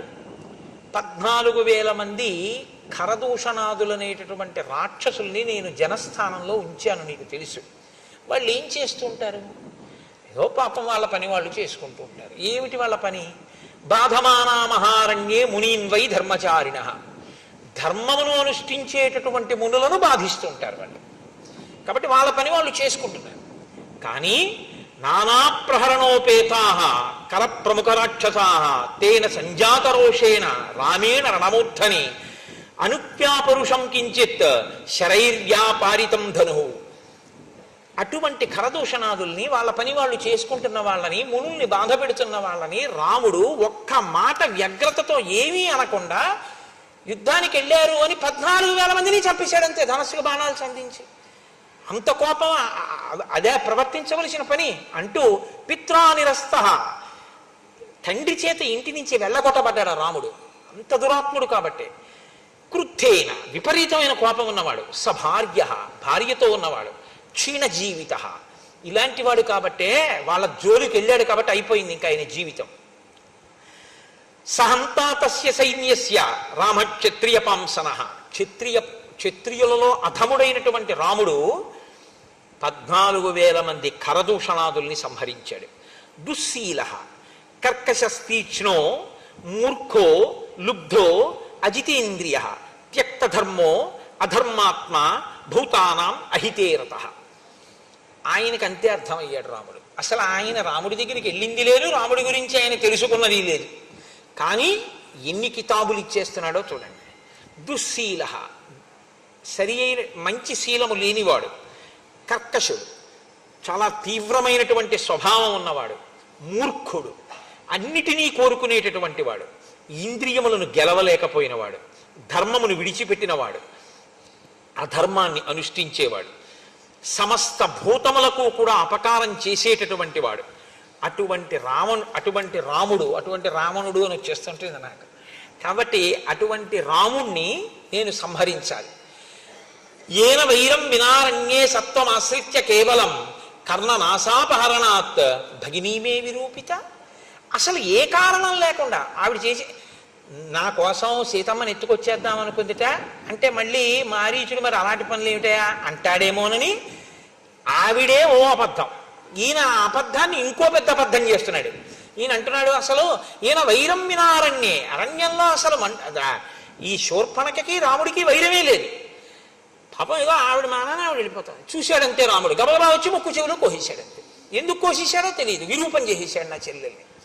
కాబట్టి తస్య భార్యాం జనస్థానాత్ సీతాం సురసుతోపమాం అనయిష్యామి విక్రమ్య సహాయస్తత్రమే భవ. కాబట్టి నేనిప్పుడు జనస్థానంలో ఉన్నటువంటి రాముని భార్య అయిన సీతమ్మని అపహరించి తేవాలి అని అనుకుంటున్నాను. సీతమ్మని అపహరించడం ఎందుకు అంటావా? సీతమ్మని అపహరించి తీసుకొస్తే ఆయన ప్రియ భార్య కనుక రాముడు శుష్కించిపోతాడు. శుష్కించిపోయిన రాముడి మీద నేను ప్రతీకారం తీర్చుకోవడం తేలికవుతుంది. అంటే ఇన్ అదర్ వర్డ్స్ అంటారు చూసారా, అలా ఇంకొక మాటగా చెప్పాలి అంటే ఇప్పుడున్న పరిస్థితుల్లో రాముణ్ణి నేను ఎదుర్కోలేను. తన పిరికితనాన్ని కూడా బయట పెట్టుకున్నాడనే చెప్పవలసి ఉంటుంది. కాబట్టి నువ్వేం చెయ్యాలి? నువ్వు తప్ప నాకు ఇప్పుడు ఉపకారం చెయ్యగలిగినటువంటి మిత్రుడు కనపట్టలేదు. సవర్ణస్త్వం మృగో భూత్వా చిత్రో రజిత బిందుభిః ఆశ్రమే తస్య రామస్య సీతాయాః ప్రముఖే చర త్వాంతు నిస్సంశయం సీత దృష్ట్వాతు మృగరూపిణం గృహ్యతామితి భర్తారం లక్ష్మణంచాభిదాస్యసి. నీవు బంగారు చుక్కలు కలిగినటువంటి ఒక జింక వేషంలో అక్కడ తిరగాలి. అపురూపమైనటువంటి నీ రూపాన్ని చూసి, ఆశ్రమంలో విహరిస్తున్నటువంటి నీ రూపాన్ని చూసి ఆకర్షితురాలైన సీత నువ్వు కావాలి అని కోరుకుంటుంది. నిన్ను వేటాడడం కోసం రాముడు దూరంగా వెడతాడు. రాముడు దూరంగా వెళ్ళినటువంటి అవకాశాన్ని వినియోగించుకొని, ఇంకా ఇక్కడ చెప్పలేదు మారీచుడు ఏమనాలో, అప్పుడు నేను సీతని అపహరించగలుగుతాను. అపహరించి నేను సీతని తీసుకొస్తాను. త్వాంతు నిస్సంశయం సీతా దృష్ట్వాతు మృగరూపిణం గృహ్యతామితి భర్తారం లక్ష్మణంచాభిదాస్యసి. అలా నేను సీతమ్మని అపహరించేటప్పుడు నిరాబాదో హరిష్యామి రాహుశ్చంద్ర ప్రభామివ, నేను ఏమీ ఇబ్బంది లేకుండా సీతమ్మని అపహరించి తీసుకొచ్చేస్తాను. ఎందుకంటే ఇబ్బంది లేకుండా అంటే రామలక్ష్మణులు అక్కడ ఉండరు కాబట్టి. అది ఎలా తీసుకొస్తానని ఆయన నోటి వెంట పడిపోయిందంటే మాట, రాహువు చంద్రుణ్ణి కబళించినట్టు. చంద్రగ్రహణంలో రాహువు కబళిస్తాడు, కానీ చంద్రగ్రహణం ఉంటుందా? చంద్రుడు మళ్ళీ బయటికి వచ్చేస్తాడు, రాహువు పోతాడు. రాహువు ఎప్పుడు పాపగ్రహం కిందే కదా. కాబట్టి సీతమ్మ నేను తీసుకెళ్ళినా మళ్ళీ సీతమ్మ రాముణ్ణి చేరిపోతుంది అన్న మాట రావణుడి నోటి వెంట చెప్పకనే చెప్పేశాడు ఆ రోజున. కాబట్టి రాహువు చంద్రుడిని గ్రసించినట్లు నేను గ్రసిస్తాను అంటే ఈ మాట విన్నట్ట మారీచుడు. తస్య రామకథాం శ్రుత్వా మారీచస్య మహాత్మనః శుష్కం సమభవద్వక్త్రం పరిత్రస్తో బభూవః. ఇక్కడ మహర్షి చాలా అందమైనటువంటి మాట ఒకటి ప్రయోగం చేశారు. తస్య రామకథాం శ్రుత్వా, రాముడి గురించి ఈ రావణుడు చెప్పినటువంటి మాటలు విన్నారట. ఎవరు? మారీచస్య మహాత్మనః, మహాత్ముడైనటువంటి మారీచుడు విన్నాడు. ఆయన రాక్షసుడు అని కానీ, లేకపోతే అల్పమైన బుద్ధున్నవాడని కానీ మహర్షి అనలేదు. అనలేదు అంటే మారీచుడు మహాత్ముడు అని మహర్షి అంతటి వారు సంబోధించారు అంటే మారీచుని యొక్క ప్రసంగము, మారీచుని యొక్క హృదయము, మారీచుని యొక్క స్థితి ఎలా ఉంటాయో మీరు ఊహించవచ్చు. గతంలో అయితే రామునికి అపకారం చేయబోయినవాడు, విశ్వామిత్రుడికి అపకారం చేయబోయినవాడు, యజ్ఞధ్వంసమునకు పాల్పడినవాడు, అధర్మమునందు ప్రవర్తించినవాడు అయి ఉండవచ్చుగాక. కానీ ఇప్పుడున్న మారీచుని పరిస్థితి వేరు. కాబట్టి మారీచస్య మహాత్మనః. కాబట్టి ఇప్పుడు మారీచుడు రామునికి అపకారం చెయ్యాలన్న మాట వినగానే ఓష్టౌ పరిలిహన్ శుష్కౌ నేత్రైర్ అనిమిషైరివ మృతభూత ఇవార్తస్తు రావణం సముదైక్షత. పెదవులు ఎండిపోయి గబగబా నాలుకతో పెదవులు నాక్కున్నట్టు. అసలు ఆ మాట వినగానే నీకు పెదవులు ఎండిపోయి నోట మాట రాలేదు. ముఖం పాలిపోయింది, శుష్కించిపోయింది. రావణుడి వంక కనురెప్ప వేయకుండా స్తంభీభూతుడైపోయిన వాళ్ళ ఒక్కసారి అలా ఉండిపోయేట. రాముడికి అపకారమా, సీతాపహరణమా అంటే రాముడెవరో అర్థం అయ్యుండి ఉండాలి మారీచుడికి. కాబట్టి ప్రారంభమేనండి అసలు అద్భుతంగా మాట్లాడతాడు. ఎందుకంటే రాముడెవరో అర్థం అయింది. రాముడెవరో చెప్పినా అర్థం అవ్వదు రావణుడికి. ఇందులో ఒక ప్రమాదం ఒకటి చూపిస్తున్నారు మహర్షి. తనకి తెలియకపోవడం ఎప్పుడూ తప్పు కాదు. ఎందుకంటే మీరు ఒకటి గమనించండి, ఎవ్వరూ ఎప్పుడూ అన్నీ తెలుసున్నవాడు ఎన్నటికీ కడలా ఎవడైనా అనుకుంటే వాడికన్నా అవివేకి లోకంలో లేడు. ఎందుకంటే శంకరాచార్యులు వారంతటి వారు పశుమాం సర్వజ్ఞ ప్రజిత కృపయా పలయ విభో అన్నారు. ఇక నాకు అన్నీ తెలుసు అని ఎవడైనా అంటే ఇంకంత వాడికన్నా అవివేకి ఇంకోటి లేడని గుర్తు. అన్నీ నాకు తెలిసాడు అలా అనగానే వాడి అహంకారం బయటపడిపోతుంది. నాకేం తెలుసండి అని చెప్పి మధ్య శిష్టాశ్చ తుల్యాశ్చ సంతితత్ర వనౌకస మత్త ప్రత్యవర కశ్చిన్ నార్చి సుగ్రీవ సన్నిధో అన్నవాడు ఎవడో వాడు మహానుభావుడు, వాడు వినయం ఉన్నవాడు తప్ప అలా అనలేక అన్నీ నాకు తెలిసి అంటే ప్రమాదం కదండి. తెలియకపోవడం ఎప్పుడూ తప్పు కాదు. తెలియకపోవడం తప్పు కాదు, కానీ తెలియ చెప్తే వినకపోవడం మాత్రం మహా తప్పు. తనకి తెలియదు, ఒకరు చెప్పారు, ఏం చేయాలి? వినాలి.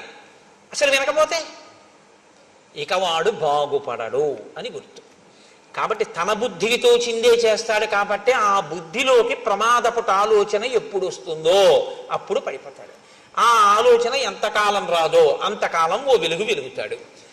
ఇది ఈ రెండు కోణాలు తెలుసున్నవాడు మారీచుడు. ఒకడు మహాత్ముడు, మహాత్ముడుగా మారీచుడికి అర్థమయ్యాడు. ఒకడు దురాత్ముడిగా అర్థమయ్యాడు. దురాత్ముడు అని ఇప్పుడు విడిచిపెట్టడానికి మారీచుడు సిద్ధంగా లేడు. ఎందుకు సిద్ధంగా లేడు అంటే ఆయనలో ఇంకా ఒక ప్రభుభక్తి అన్నది ఉండిపోయింది. కాబట్టి కనీసం ఒక మాట చెప్పి చూద్దాం మారుతాడేమో, కానీ మారుతాడన్న నమ్మకం లేదు వీడికి చెప్పిన. కాబట్టి ఆయన ప్రారంభమే సులభాహ పురుషారాజన్, ఓ రాజా, నీ మనసుకి ఏది ప్రియమో, ఏది చెప్తే నువ్వు సంతోషిస్తావో అది నీకు చెప్పేవాడు లోకంలో ఎక్కడికి వెళ్ళినా దొరుకుతాడు. నీ మనసుకి నచ్చదని తెలిసి కూడా నీ హితమును కోరి చెప్పేవాడు ఉండడు. ఒకవేళ అలా చెప్పేవాడు ఉన్నా వినేవాడు ఉండడు. ఎంత పెద్ద మాట అండి! నిజమే. మనకెందుకు వచ్చిందండి ఆయనతో గొడవ అంటారు. చూడండి, లోకంలో మాట ఉంటుంది, మనకెందుకు వచ్చిందంటారు, ఎవడి కర్మ వాడు, పోని ధ్రువుదో మనకి తెలియనట్టుంటే అయిపోయాయి అంటారు. తప్పండి. అదేంటిది? పాడైపోకుండా ఆయనకి మంచి మాట చెప్పాలి మనం అనేవాడు ఉండడు. ఒకవేళ ఆయన అలా అని తప్పబ్బాయి నువ్వు అలా ఉండకూడదు, నువ్వు మారవలసి ఉంటుంది సుమా అన్నాడు అనుకోండి, వినేవాడు ఉండడు. అంటే సులభాహ పురుషారాజన్ సతతం ప్రియవాదిన అప్రియస్యతు పత్యస్య వక్త శ్రోతాచ దుర్లభ. అటువంటి వక్త, అటువంటి శ్రోత లోకంలో లేరు, అవతల బాగున్నాడు అంతే. ఒకవేళ ఉంటే అద్భుతం, అది మారిపోతారంటే రావలసినటువంటి అకాల మృత్యువు తొలగిపోతుంది. అవవలసిన రాక్షసుడు సత్పురుషుడైపోతాడు, మారుతాడు. మారే అవకాశం ఉందన్నమాట. అసలు నేను విన్నంటే అన్నీ విన్నా ఆ చెప్పొచ్చావు రావా అన్నాడు అనుకోండి, ఇంకెందుకు పనికి వచ్చినట్లు. ఇది మొట్టమొదటి శ్లోకంలో చెప్తున్నాడు. ఈ శ్లోకం నేను ఇంకా ఎంత నెత్తి కొట్టుకు చెప్పాలో నాకు అర్థం కాదు, కానీ ఈ శ్లోకం జీర్ణమైతే మన పరిస్థితి వేరు. ఈ శ్లోకం జీర్ణం కాకపోతే నా దృష్టిలో అయితే రామాయణంలో ఉన్న అత్యద్భుతమైన శ్లోకాలలో ఈ శ్లోకం ఒకటి. ఎందుకో తెలుసా? మనుష్యుడన్నవాడు పాడైపోవడానికి ప్రధాన కారణం ఎక్కడుంటుందంటే చెప్పేవాడు లేక కాదు, చెప్పేవాడు ఉన్న వినేటటువంటి బుద్ధి లేక పాడైపోతాడు. మనం వినడం ఏమిటి అని ఇంకా వస్తే ఆ చెప్పిన వాళ్ళలో మనం ఏం వెతకచ్చు అన్న దృష్టికోణం. చెప్పొచ్చాడు లేదు, ఆయన ఏంటో మీకు తెలుసా? ఆయన చెప్పిన దాంట్లో సారం ఉందా లేదా వాక్కులో, అది కాదు కావాల్సింది. తండ్రి నీకు మంచి చెప్పడానికి తండ్రికి ఎంత పండితుడై ఉండాలి? నీకు మంచి చెప్పడానికి మీ తల్లి ఎంత సంస్కృతం చదువుకుని ఉండాలి నాకు చెప్పండి. మీ తల్లిగారు సంస్కృతం చదువుకుంటేనే మీరు మీ తల్లిగారి మాట వింటారా? మీ తండ్రి గారు వేదాంగములు చదువుకుంటేనే మీరు మీ తండ్రి గారి మాట వింటారా? తండ్రితనం చాలు మీకు మంచి చెప్పడానికి, తల్లితనం చాలు మీకు మంచి చెప్పడానికి కదా. ఎప్పుడు వీళ్ళు మన తల్లిదండ్రులు మన అభ్యున్నతి కొరకు మాట్లాడతారన్న భావన నీకుంటే ఆ మంచి నీకు పనికొస్తుంది. వాళ్ళకి ఏం తెలుసని నువ్వు అనగలిగితే నీ జీవితంలో తల్లిదండ్రులు నీకెప్పటికీ ఏమీ చెప్పలేరంటే నిన్ను అనుష్ఠాన పర్యంతంలోకి తీసుకురాలేరు. అది వాళ్ళ దోషం కాదు, నీ యందు దోషం. రామకృష్ణ పరమహంస మాటల్లో చెప్పాలి అంటే ఒక మేకు ఒక సుత్తి పట్టుకొచ్చి కొట్టగలడేమో కానీ అసలు అది భీమ్ అయి ఉంటే అది దూలం, సిమెంటు ఇనుము కలిపిన దూలం అండి అది. అందులోకి మేకు పట్టుకొచ్చి కొడితే మేకు వంగిపోతుంది తప్ప మేకు దిగదు, ఇంత పొడెం కూడా రాలదు. గోడకి కొద్దిగా గొల్లతనం ఉంటే సుత్తి పెట్టి కొడితే మేకు దిగుతుంది. అసలు నీ మనసుకి ఆర్ద్రత ఉంటే చెప్పిన మాట లోపలికి వెళుతుంది. అసలు ఆర్ద్రతే లేకపోతే చెప్పడం ఒక శుష్క ప్రసంగం అంతే. కాకపోతే తన కర్తవ్యం, నేను మీతో మనవి చేశాను కదా, రామాయణంలో ఈ కర్తవ్యం అన్న మాట చాలా ఎక్కువ, బాధ్యత అన్న మాట ఉండదు. కర్తవ్యం తను చెయ్యవలసింది తను చేస్తున్నాడా లేదా అంతవరకు. దానికి మెప్పు గొప్ప దీనికోసం పాకులాట ఏముండదు. నేను చెప్పవలసినటువంటిది చెప్తున్నానా లేదా అంతవరకే, అంతే. నేను చెప్పవలసింది చెప్పేశాను, నేను తీసుకొచ్చిన నీళ్లు కురిసేశానా లేదా, అనుకున్న మేఘం ఎటువంటిదో చెప్పాలనుకుని చెప్పేసినవాడు అటువంటి వాడు లోకము యొక్క హితము కొరకు. కాబట్టి సులభాహ పురుషారాజన్, నువ్వు సీతమ్మని ఎత్తుకొస్తాను అంటే బహుశా నీ మంత్రులు ఏం మాట్లాడి ఉండరు, అలాగే ఉంటారు. ఇది దాని ఉద్దేశ్యం. ఇంతకుముందు మాట్లాడాడుగా. కానీ నీ హితమును కోరివి కష్టమైన మాటలా అనిపించిన చెప్పేవాడు ఉంటాడు, వినేవాడు మాత్రం దొరుకుతాడని నమ్మకం లేదు. సాహసించి చెప్పేవాడు కూడా ఉండడు, మనకెందుకు వచ్చిన గొడవ అని తప్పుకుంటారు. కాబట్టి అసలు ఈ మొట్టమొదటి శ్లోకం అర్థమైతేనండి ఇక రామాయణం లేదు, అయిపోయింది రామాయణం ఇక్కడితో.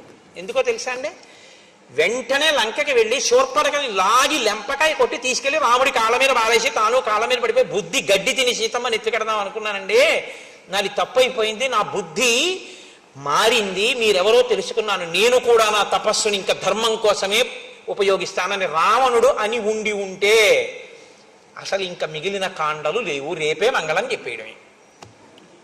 వినకపోవడం వల్ల కదండి కథ అంతా నడిచింది. వినకపోతే ఎంతమంది పాడవుతారో కూడా చెప్తాడు మారీచుడు. ఒక్క స్థానంలో ఉన్నవాడు వాడు కూర్చున్న స్థానాన్ని బట్టి వినకపోవడం అన్న ఫలితం ఉంటుంది. వాడు ఒక సామాన్య వ్యక్తి అనుకోండి, అక్కడి వరకే పోతుంది. ఇంటి యజమాని అనుకోండి, ఇల్లు పోతుంది. ఆయన ఒక కార్యాలయంలో అధికారి అనుకోండి, ఆఫీస్ పోతుంది. ఆయన ఒక దేశాధినేత అనుకోండి, ఆ దేశమే నశించిపోతుంది పుత్రమిత్ర కలత్రాదులతో ససైన్యంగా. నువ్వు మాట బాగా వినాలి, ఎందుకంటే నువ్వు చాలా పెద్ద స్థానంలో ఉన్నావు. నువ్వు వినకపోవడం నీతో పోదు, నీతో ఉన్న వాళ్ళు అందరూ పోతారంటాడు మారీచుడు. అసలు నిజంగా వినడము వినకపోవడం అనేటటువంటిది ఎంత ప్రమాదమో, అసలు ఉపన్యాసాన్ని ఇలా ప్రారంభించడం అనేటటువంటిది. అందుకు కదండి మారీచస్య మహాత్మనః అన్నాడు మహానుభావుడు వాల్మీకి మహర్షి. కాబట్టి నమానం బుద్ధ్యసే రామం మహావీర్యం గుణోన్నతం అయుక్తచారశ్చపలో మహేంద్రవరుణోపమం.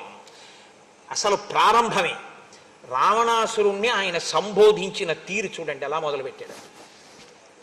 ఒక్కొక్కసారి మర్యాదగా మాట్లాడి బాగు చేద్దామంటే కుదరదు, అత్యంత ప్రమాదకరమైనటువంటి రీతిలో ఉన్న. ఏదో కొద్దిగా ఒళ్ళు వేడిగా ఉందనుకోండి, ఫోన్లో ఇవాళ చూద్దాం రేపు పెడదాం హాస్పిటల్ కంటే పర్వాలేదు. వాంతులు విరేచనాలు కూడా అవుతున్నాయి అనుకోండి, ఓ గంట పెడదామంటే పర్వాలేదు. ఊపిరి అందకపోతే వెళ్ళిపోవాలంతే వెంటనే. అప్పుడు ఇంకా కారు ఉంటే కారు, బండి ఉంటే బండి, మోటార్ సైకిల్ ఉంటే మోటార్ సైకిల్, ఏమీ లేకపోతే భుజం మీద వేసి పట్టుకుపోవాలంతే తప్ప కరెంట్ లేదండి, లిఫ్ట్ లేదండి, ఇప్పుడు ఎలా దింపుతామండి, అందులో చూద్దాం ఉండో అరగంట పోయా కరెంట్ వస్తుంది అంటారా? ఈడి చేయాలి కిందకి అవసరమైతే, పట్టుకుపోవాలంతే. అప్పుడు ఇక గౌరవం అన్న మాటతో సంబంధం లేదు. మనిషి చాలా ప్రమాదపట ఆలోచనతో ఉన్నాడు. భజ గోవిందం భజ గోవిందం గోవిందం భజ మూఢమతే అన్నారంతే శంకర భగవత్పాదులు. అవసరాన్ని బట్టి సంబోధన అలా ఉంటుంది, ఆ పరిస్థితిని బట్టి అలా మాట్లాడవలసి ఉంటుంది. మనం మాట్లాడటల్లా పిల్లల విషయంలో ఆ పరిస్థితి యొక్క వ్యగ్రతని బట్టి సంబోధన ఉంటుంది. ఇది తెలుసున్నవాడు మహానుభావుడు. అందుకని ఎలా సంబోధించాడు అంటే అయుక్తచార చపలో, ఒరే నీకు చారులు లేరు. చారులంటే గూఢచారులు. అసలు విషయం ఏమిటి అని చెప్పేవాడు నీకు లేడు. అసలు ఉన్న విషయాన్ని ఉన్నట్టు చెప్తే వినగలిగినటువంటి ఓపిక నీకు లేదు. నువ్వు ఏడుస్తావు, నీకన్నా ఎవడైనా బలవంతుడు ఉన్నాడు, మంచివాడు ఉన్నాడంటే నువ్వు వినవు. చెప్పలో నీ బుద్ధి ఎప్పుడు కదిలిపోతుంది, నీ మనసు స్థిరమైంది కాదు. ఈ రెండిటితోటి సంబోధించాడు. రాజుగా అలా విఫలం, వ్యక్తిగా ఇలా విఫలం. కాబట్టి నువ్వు ఇప్పుడు రెండూ దిద్దుకోవాలి, వ్యక్తిగా దిద్దుకోవాలి, రాజుగా దిద్దుకోవాలి. నువ్వు అసలు రెండిటికీ పనికి మాలినవాడివి. అసలు ఒక వ్యక్తిగా ఉండడానికి నీకు అర్హత లేని తనంతో ఉన్నావు. నువ్వు చాలా చపలంగా ఉంది నీ మనసు. అసలు నీ మనసుకి ఒక నిలకడన్నది లేదు. ఇలాంటి దాన్ని ఎలా నిలబెట్టావురా తపస్సు అన్న మాటతో? ఇదే ఈ మాటకి తీర్పు ఎక్కడుందో తెలుసా అండి? అయుక్తచార చపలో. ఈ చపలో అన్న మాట రావణుడి పట్ల పదే పదే పదే పదే వాడారు. ప్రయత్నం చేసి మారుతాడేమో అన్న వాళ్ళందరూ సీతమ్మ ఇదే అంది, హనుమ ఇదే అన్నారు. ఆఖరికి మండోదరంది చచ్చిపోయిన తర్వాత రాముడు ఎక్కడ చంపేశాడయా?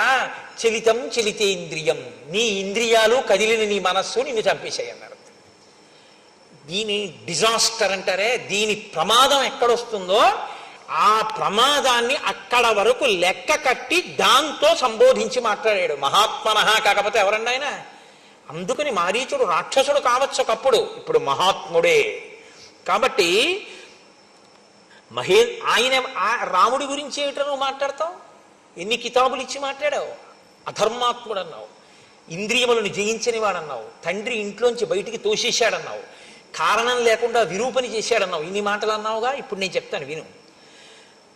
ననూనం బుద్ధ్యతే రామం మహావీర్యం గుణోన్నతం. ఆయన చాలా గొప్ప వీర్యం ఉన్నవాడు. ఎంతమందినైనా తాను లోపల కదలకుండా కదల్చగలడు, పడగొట్టగలడు, తను లోపల కదిలిపోడు. ఆయన అంత అచలమైన వాడు, నువ్వో చంచలమైన వాడివి. ఆయనవి సముధికమైనటువంటి గుణాలు. ఇన్ని గుణముల యొక్క రాశి రామచంద్రమూర్తి. నువ్వో నిర్గుణుడవు. అసలు గుణం ఉండడానికి మనసు నిలబడితేగా నీకు, అసలు నీకు మనసు లేకపోవడమే నీకున్న ఒక పెద్ద గుణం. నువ్వు ఆయన గురించి మాట్లాడడం ఏంటి? ఎంత ధైర్యంగా మాట్లాడుతున్నాడండి రావణుడితో. రావణుడితో ఇంత ధైర్యంగా మాట్లాడడం, ఇంత నిలదీసి మాట్లాడడం మీకు రామాయణంలో ఎక్కడా కనబడదు. అలా మాట్లాడేవాడు ఉంటే బహుశా కిష్కింధకాండలో సుగ్రీవుణ్ణి హనుమ మాట్లాడతారు. ఇంత కదిలిపోయేవాడివి నువ్వేం పనికొస్తావు రాజు కిందని అడిగాడు ఆయన. అడిగితే విన్నాడు కాబట్టి సుగ్రీవుడు బాగుపడ్డాడు, వినలేదు కాబట్టి రావణుడు నశించిపోయాడు. రామాయణంలో మీరు అది పట్టుకోవాలి. వినడం వినడం వినడం వినాలి. రాముడు విన్నాడు. రాముడంతటి వాడు కూడా కోపానికి లోనయ్యాడు. లక్ష్మణుడు చెప్తే విన్నాడు కాబట్టి రాముడు ఇవాళ పూజింపబడ్డాడు. ఆ వినడం అన్నది లేకపోతే ఎవ్వడూ బాగుపడే అవకాశం ఉండదు. చాలా ప్రమాదం. వినాలి. కానీ మన దురదృష్టం ఏమైపోయిందంటే ఎంతసేపు కూడా ఇవాళ లోకంలో చాలా గొప్ప విషయం ఏంటంటే కమ్ వాట్ మే. ఇది ఎక్కడి నుంచి వచ్చిందో నాకు తెలియదు కానీ ఏదైనా జరగని నేను అనుకున్నది చేస్తాను, నేను అన్నదే అంటాను అంతే. అది చాలా దురదృష్టకరమైనటువంటి విషయంలో ఇవాళ సమాజం వెళ్ళిపోతోంది రోజు రోజుకి. కాబట్టి అపి స్వస్తి భవేత్తాత సర్వేషాం భువిరాక్షసాం అపి రామో సుసంకృద్ధ అరాక్షసం. నువ్వు ఏమనుకుంటున్నావో రావణ నాకు తెలియదు, కానీ రాముడి యొక్క భార్య అయిన సీతమ్మని అపహరిస్తానని నువ్వు అంటున్నావు కదా. అసలు నిజంగా నువ్వు సీతమ్మని అపహరించడం మాట పక్కన పెట్టు. రాముడికి రాక్షసుల మీద కోపం అంటూ వస్తే ఈ లోకంలో ఇంకా రాక్షసుడు అన్నవాడు బతకడు. కాబట్టి ఇప్పుడు నువ్వేం చేస్తున్నావో తెలుసా? సీతమ్మని అపహరించడం మాట పక్కనెట్టు, ఈ ఆలోచన చేస్తున్నావని రాముడికి తెలిస్తే చాలు రాక్షస జాతి మీద కోపం వస్తుంది. అసలు ఇక రాక్షస జాతి ఉండదు, అంత ప్రమాదపుట ఆలోచన చేసేవాడు. అపితే జీవితాంతాయ నోత్పన్నా జనకాత్మజ అపి సీతా నిమిత్తంచ నభవేద్ వ్యసనం మమ. ఇది అసలు నిన్ను చంపడానికే సీతమ్మ పుట్టిందా అని నాకు అనుమానంగా ఉంది అన్నాడు ఆయన. ఎంత అబ్బో ఎలా అనేసాడో అసలు ఆశ్చర్యంగా ఉంటుందండి. అందుకే కదండి ఆవిడ జననం. ఉద్ధిత అయోనిజగా పుట్టింది కదా తల్లి, భూమిని చీల్చుకుని. అవతార ప్రయోజనం అదే కదా. కాబట్టి అసలు నిన్ను చంపడానికే పుట్టిందా? నీతో పోతుందా? లంకంతా పోతుందేమో, నేను పోతానేమో నిన్ను ఆశ్రయించినందుకు, నీ వెనక ఉన్నందుకు నేను పోతానేమో. అసలు ఎవరో నీ దగ్గర చాలా స్నేహంగా ఉన్నట్లు ఉంటూ నిన్ను నాశనం చేసేవాళ్లే ఎవరో నీకు ఈ మాటలు చెప్పి ఉండాలి సీతాపహరణం చేయమని. నచ పిత్రాపరిత్యక్తో నామర్యాద కథంచన నలుబ్ధో నచ దుశ్శీలో నచ క్షత్రియ పంసన. చూడండి, ఒక్కొక్క చోట పాయింట్ టు పాయింట్ ఖండించారంటారే, మారీచ ప్రసంగం అలా ఉంటుంది. రావణుడు ఏవన్నాడో వాటన్నింటినీ ఏకసంతాగ్రాహి అయి అన్న ప్రతి మాటని ఖండిస్తాడు. నువ్వేమన్నావు? రాముణ్ణి తండ్రి ఇంట్లోంచి వెళ్ళగొట్టాడు అన్నావు. తప్పు. ఆయన అలా వెళ్ళగొట్టపడలేదు. ఆయన మర్యాద తెలియనివాడు కాడు, ఆయన లుబ్ధుడు కాడు, ఆయన అన్నిటినీ కోరేవాడు కాడు, ఆయన దుశ్శీలుడు కాడు, క్షత్రియుల ఎందు అధముడైనటువంటి వాడు అసలే కాడు. ఆయన నచ ధర్మ గుణైర్హీన కౌసల్యానందవర్ధన నతీక్ష్ణో నచ భూతానాం సర్వేషాం అహితేరత. భూతములకు అహితము చేసేటటువంటి వాడు, అపకారము చేసేటటువంటి వాడు అసలు కాడు, క్రోధమున్నవాడు కాడు, ధర్మగుణములు లేనివాడు కాడు. ఆయన అన్ని విధములుగాను యోగ్యుడు. వంచితం పితరం దృష్ట్వా కైకయ్యా సత్యవాదినం కరిష్యామీతి ధర్మాత్మా తాత ప్రవ్రజితో వనం కైకయ్యా ప్రియకామార్థం పితుర్దశరథస్య చ హిత్వా రాజ్యంచ భోగాంశ్చ ప్రవిష్టో దండకాననం. రాముని తండ్రి అయిన దశరథ మహారాజు గారిని కైకమ్మ వరములనేటటువంటి మిషని అడ్డుపెట్టి వంచి ఆయన దగ్గర 2 వరములను పుచ్చుకుంటే ఇచ్చినటువంటి దశరథ మహారాజు గారు సత్యమునందు నిలబడితే తప్ప ఊర్ధలోకములు పొందలేడని తండ్రిని సత్యమునందు నిలబెట్టడం కోసం తనంత తానుగా పితృవాక్య పరిపాలకుడై 14 సంవత్సరముల అరణ్యవాసం చెయ్యడం కోసమని బయలుదేరి వచ్చినటువంటి మహాత్ముడు రాముడు. నువ్వు దాన్ని మార్చి చెప్తున్నావు, తండ్రి వెళ్ళగొట్టాడని. తండ్రి వెళ్ళగొట్టలేదు. అసలు ఇన్ని తెలిసి అలా మాట్లాడుతుంటే మారాలి, ఖచ్చితంగా మారే గుణం ఆయనకి లేదు. రామో విగ్రహవాన్ ధర్మ సాధు సత్యపరాక్రమ రాజా సర్వస్య లోకస్య దేవానాం అఘవానివ. రామో విగ్రహవాన్ ధర్మ, ధర్మాన్ని తీసుకొచ్చి ఒక చోట రాశీభూతంగా నిలబెట్టి ప్రాణం పోస్తే ఆ ధర్మం కదిలి వెడుతుంటే చూడాలి అనుకుంటే అదే రాముడు కదిలి వెడుతున్న ధర్మం. ధర్మానికి హాని చేద్దామనుకున్నవాడు బతికి పట్టకట్టడం. సాధువు, ఆయన సత్పురుషుడు. సత్యపరాక్రమ, ఆయన నిరంతరము సత్యమునే అనుష్ఠిస్తాడు కాబట్టి అదే ఆయన పరాక్రమం. కాబట్టి చెక్కు చెదరదది.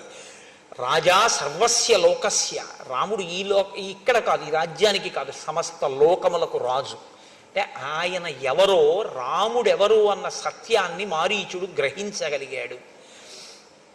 దేవానాం అథవానివ, దేవతలకు ఇంద్రుడు ఎటువంటి వాడో రాముడు అటువంటి వాడు. నువ్వు సీతమ్మను అపహరిస్తానన్నావుగా, కథం తం తస్య వైదేహీం రక్షితాం స్వేన తేజస ఇచ్చసి ప్రసభం హర్తుం ప్రభామివ వివస్వతః. ఆ సీతమ్మ రాముని చేతనే రక్షింపబడుతుంది, రామలక్ష్మణులని దూరంగా పంపితే నువ్వు అపహరించగలను అనుకుంటున్నావు. పిచ్చాడా? సీతమ్మ తన తేజస్సుతో తనని తాను రక్షించుకుంటుంది. ఆమె తేజస్సు ఏమిటో తెలుసా? ఆవిడ పాతివ్రత్యమే. పాతివ్రత్యం ఉన్న సీతమ్మని నువ్వు అపహరించలేవు అంటే మీరు ఒక విషయాన్ని ఖండితంగా తెలుసుకోవలసి ఉంటుంది. బంగారు చుక్కలున్న మృగంగా మారీచుడు వెళ్ళినా ఆయనకు ఒక విషయం తెలుసు. నేను హా సీత హా లక్ష్మణ అంటూ పడిపోయినా సీతాపహరణం రావణుడు చెయ్యలేడు. సీతాపహరణం అంటూ జరిగితే సీతమ్మ వెళ్ళింది తప్ప సీతని రావణుడు అపహరించలేదు.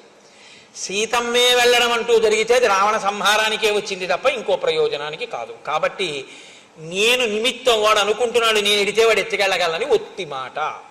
లేకపోతే ఈ మాట ఎలా చెప్పగలడండి మహాత్మనః? కాబట్టి కథం తం తస్య వైదేహీం రక్షితాం స్వేన తేజస, తన తేజస్సుతో తనని తాను రక్షించుకుంటుంటుంది ఆవిడ. ఇచ్చసి ప్రసభం హర్తుం ప్రభామివ వివస్వతః. ఏట్రా బలవంతంగా పట్టుకొస్తానంటే ఏంట్రా? ఎంత బలం ఉంటే మాత్రం సూర్యుడి కాంతిని పట్టరా చూస్తాను. నీకు బలం ఉండొచ్చు, బలం ఉంటే సూర్యుడి కాంతి పట్టుకెళ్ళిపోగలవా? అదిలా. ఇప్పుడు మీకు బలం ఉందండి, ఒక ఉదాహరణ బాగా చెప్పాలంటే కోటేశ్వరారు మెళ్ళ రుద్రాక్షమాలు లాగేయచ్చు, కోటేశ్వరారు ఉత్తరీయం లాగేయచ్చు. కోటేశ్వరరావు గారు మాట్లాడేటటువంటి విధానాన్ని మీరు లాగేయలేరుగా. అది కోటేశ్వరరావు గారిలో అంతర్గతమైన శక్తి. అంటే ఇదేదో పెద్ద గొప్ప విషయం, నేనేదో పెద్ద భక్తనని నేను మాట్లాడలేదు, ఒక ఉదాహరణకి చెప్పాను అంతే. నాది నా విభూతి, నేను నా విభూతి 2 విడదీయబడవు. రాముని విభూతి రామశక్తి సీతమ్మ. రాముడి నుంచి రామశక్తి ఎందుకు విడుతుంది? విడదు. విడితే దాని అర్థం ఏమిటో తెలుసా? మహామాయా విశ్వం భ్రమయతి పరబ్రహ్మ మహిషి. నీ కొంప ముంచడానికి రావాలి ఆవిడంతే, తప్ప ఇంకోటి కాదు. నీకు అర్థం కావట్లేదు, చెప్తే వినవు, నాకు తెలుసు, అయినా చెప్తాను, నా కర్తవ్యం. కాబట్టి బలాత్కారంగా తీసుకెళ్లడం అన్నది కుదిరే పని కాదు. నీకు చెప్తున్నాను, సూర్యకాంతిని తీసుకెళ్లలేవు. అప్రమేయం హి తత్తేజో యస్య సా జనకాత్మజ నత్వం సమర్థతాం హర్తుం రామ చాపాశ్రయామ్మనే. నీవు ఆ సీతమ్మని తీసుకెళ్ళిపోతా అంటున్నావు కదా. అప్రమేయం హి తత్తేజో, అసలు ఆవిడ యొక్క తేజస్సు, ఆవిడ రక్షించుకోగలిగిన సమర్థతే కాకుండా ఆవిడ తేజస్సుతో ఆవిడ ఏ పనులు చెయ్యగలదు అన్నదాన్ని ఊహించడం సాధ్యం కాదు. ఇప్పుడు నువ్వు ఆవిడ జోలికెడితే ఆవిడ తేజస్సు ఆవిడ్ని రక్షించుకోవడానికి పనికి రావడమే కాదు, నిన్ను లంకని నాశనం చేయడానికి పనికి వస్తుంది. ఆ తేజస్సు ఏమిటనుకుంటున్నావు? ఇదేగా చిట్ట చివర భాస్కర రామాయణంలో భాస్కరుడు అంటాడు, నీకంఠర్పిత కాలపాశము శిరో నిర్ఘాత పాతంబు లంకౌక సంచయ కాళరాత్రి గలబద్ధో దగ్ర కాళాహి కన్యాకారాగత మృత్యువున్ జనక కన్యన్వేగ నొప్పించి అంటాడు. పిచ్చాడా అలా అనుకుంటున్నావు, సీత అంటే నీకు కనబడినట్టు అనుభవైక వేద్యమైన ఒక స్త్రీ కాదంటాడు. అది అది ఆయనకి అర్థం కాకుండా ఉంచడం, అర్థమయ్యేటట్టు ఒకణ్ణి అనుగ్రహించడం మాయ యొక్క స్వభావం. పరబ్రహ్మ మహిషి అందుకు కదండి శివధనస్సు ఎక్కువ పెట్టినవాడు, ఉంచినవాడు, అటువంటి ఎవడు మాయని భరించగలడో, వహించగలడో, నియమించగలడో వాడు పురుషోత్తముడు, వాడు పరబ్రహ్మం. పరబ్రహ్మము యొక్క శక్తి మాయ. కాబట్టి నీకేం తెలుసు, ఆవిడ వల్ల పాడైపోతావు, నశించిపోతావు. ఇది అందుకని మహాత్మనః. అసలు నరుడిగా ఉన్న రాముడు ఎవరో కూడా చెప్పగలుగుతున్నాడు మారీచుడు. ఇవాళ ఆయన తపస్సు ఎలా చేశాడన్నది పక్కన పెట్టండి, ఆయనకు ఒక సత్యం ద్యోతకమైంది, ఒక గొప్ప సత్యం ద్యోతకమైంది మారీచుడికి. కాబట్టి అటువంటి సీతమ్మని నువ్వు అపహరించి తేవడం అనేటటువంటిది కుదరదు. తస్య సా నరసింహస్య సింహోరస్కస్య భామిని ప్రాణేభ్యోపి ప్రియతర భార్యా నిత్యమనువ్రత. ఆమె పాతివ్రత్యం ఏమిటో తెలుసా? నరులయందు సింహము వంటి వాడు రాముడు. సింహం యొక్క వక్షస్థలం ఎలా ఉంటుందో అటువంటి వక్షస్థలం ఉన్నవాడు రాముడు. అటువంటి రాముని యొక్క ప్రాణము వంటిది సీతమ్మ. ప్రాణం ఎక్కడ ఉంటుందండి? గుండెల్ని కదా ఆధారం చేసి చెప్తాం. అంటే ఆయన గుండెల్లో ఆవిడుంది, ప్రాణంతో సమానమైనటువంటిది. ఆయనని నిత్యము అనువర్తిస్తుంది. నాకు ప్రాణం సీతమ్మ అంటే అంటావేమో, ఆమె ఆయన్ని అనువర్తిస్తుంది. నువ్వు తీసుకొచ్చినా నీ ప్రాణం పోవడానికి పనికొస్తుంది. కాబట్టి పిచ్చాడా ఆవిడ్ని తీసుకొస్తానంటే ఏంటి? జీవితంచ సుఖం చైవ రాజ్యం చైవ సుదుర్లభం యదీచ్ఛసి చిరం భోక్తం మా కృధారామ విప్రియం. నీ జీవితం బాగుండాలనుకుంటున్నావా? సుఖంగా ఉండాలనుకుంటున్నావా? రాజ్యం బాగుండాలనుకుంటున్నావా? చాలా కాలం సుఖాలు అనుభవిద్దాం అనుకుంటున్నావా? మా కృధారామ విప్రియం. రామచంద్రమూర్తికి అపకారం చేద్దామన్న ఆలోచన అసలు చెయ్యకు. అసలు ఆలోచన చేయకు. నేను నయం చేయనన్నానని ఇంకోటి దగ్గరికి వెళ్ళకు. అసలు ఆలోచన వదిలిపెట్టేసి అంటూ, నేను ఎప్పుడో ఒకనకొకప్పుడు పూర్వకాలంలో యజ్ఞధ్వంసం చేస్తుండేవాడిని. విశ్వామిత్ర మహర్షి దశరథ మహారాజు గారి దగ్గరికి వెళ్ళి రామలక్ష్మణుల్ని ఇద్దరినీ కూడా యజ్ఞరక్షణ కొరకు తీసుకొచ్చారు. అప్పటికి ఆయన చాలా చిన్నపిల్లవాడు. నేను విశ్వామిత్రుడు యాగం చేస్తుంటే ఆ యాగంలో తీసుకెళ్లి యాగభంగం చేయడం కోసమని వెయ్యకూడని పదార్థములు వేయడానికి దగ్గరగా వెళ్ళాను. పిల్లవాడే కదా, ఇతను ఏం చేస్తాడనుకున్నాను. అప్పటికి రాముడు ఎంతవాడో తెలుసా? రావణ అజాత వ్యంజన శ్రీమాన్ పద్మపత్ర నిభీక్షణ ఏకవస్త్రధరో ధన్వీ సిహీ కనకమాలయ. అజాత వ్యంజన శ్రీమాన్, ఇంకా పురుష లక్షణములు పుట్టనివాడు. అంటే ఇంకా మీసాలు కూడా రాలేదు ఆయనకి. పద్మపత్ర నిభీక్షణ, చక్కటి ఆ కనుదోయి కలిగినటువంటి వాడు. పద్మపత్రములు ఎలా ఉంటాయో అటువంటి నేత్రములు కలిగినటువంటి వాడు. ఏకవస్త్రధరో ధన్వి, బ్రహ్మచర్యమునకు అనుగుణంగా ఏకవస్త్రం కట్టుకునేటటువంటి వాడు. శిఖి, పిలక పెట్టుకుని ఉంటాడు.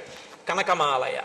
అటువంటి రామచంద్రమూర్తి బాలచంద్రుడు వస్తే ఎలా ప్రకాశిస్తుందో దండకారణ్యం ఆయన వస్తే అలా ప్రకాశించింది. చిన్న పిల్లవాడు వస్తే శోభయం దండకారణ్యం దీప్తేన స్వేన తేజస అదృశ్యతతో రామో బాలచంద్ర యువోదిత. బాలచంద్రుడి చేత ఆకాశము ప్రకాశించినట్టు దండకారణ్యమునకు వచ్చినటువంటి చిన్ని రాముని వలన అలా ప్రకాశించింది. నేను ఆ చిన్న రాముడు మన్నేం చేస్తాడని యజ్ఞభంగం చెయ్యబోయాను. ఆయన మానవాస్త్రం పెట్టి కొట్టాడు నన్ను. కొడితే 100 యోజనముల సముద్రం యువతలకొచ్చి నేను సముద్రంలో పడిపోయాను. నా అదృష్టం కొద్దీ ప్రాణాలు పోలేదు, బతికాను. అప్పటి నుంచి నాకు రాముడంటే చాలా భయం. అంత చిన్న పిల్లాడు కొట్టాడు నన్ను మానవాస్త్రం పెట్టి 100 యోజనముల దూరం వెళ్ళి పడేటట్టు. ఆ తర్వాత ఆయన యవ్వనంలోకి వచ్చాడు, పెళ్లి చేసుకున్నాడు. ఆయన చాలామంది ఋషుల్ని సేవించాడు, అగస్త్యాది మహర్షుల్ని సేవించాడు. ఇప్పటికి ఆయన దగ్గర ఇంత శస్త్రాస్త్ర సంపద ఉందో. అప్పుడే ఎలా ఉన్నాడంటే ఇప్పుడు ఆయన దగ్గరికి ఎవడెడతాడరా? ఆయన జోలికి వెళ్ళడం ఏమిట్రా? ఎంత సత్యం మాట్లాడుతున్నాడండి. రాముని యొక్క ఎదుగుదలని బాగా తెలుసుకున్నవాడు మారీచుడు. రాముడి గురించి ఏమీ తెలియకుండా ఆయనంత వాడంటున్నటువంటి వాడు రావణాసుడు. అంటూ ఆయన అన్నాడు, హమ్య ప్రాసాద సంబంధాం నానారత్న విభూషితాం ద్రక్షచిత్తం పురీం లంకాం వినష్టాం మైథిలీకృతే. నువ్వే కాని సీతమ్మని తీసుకొచ్చే ప్రయత్నం చేశావో, అనేకమైన ప్రాసాదములతో ఇరుగ్గా ఉండేటటువంటి లంక, అంటే ఐశ్వర్యంతో అంత శోభిల్లుతున్న లంక, అంత సంతోషంగా భోగమనుభవిస్తున్న లంకావాసులు అందరూ నశించిపోతారు. రావణ పరదారాభిమర్శాత్ నాణ్యత్ పాపతరం మహత్ ప్రమదానాం సహస్రాణి తవ రాజం పరిగ్రహ.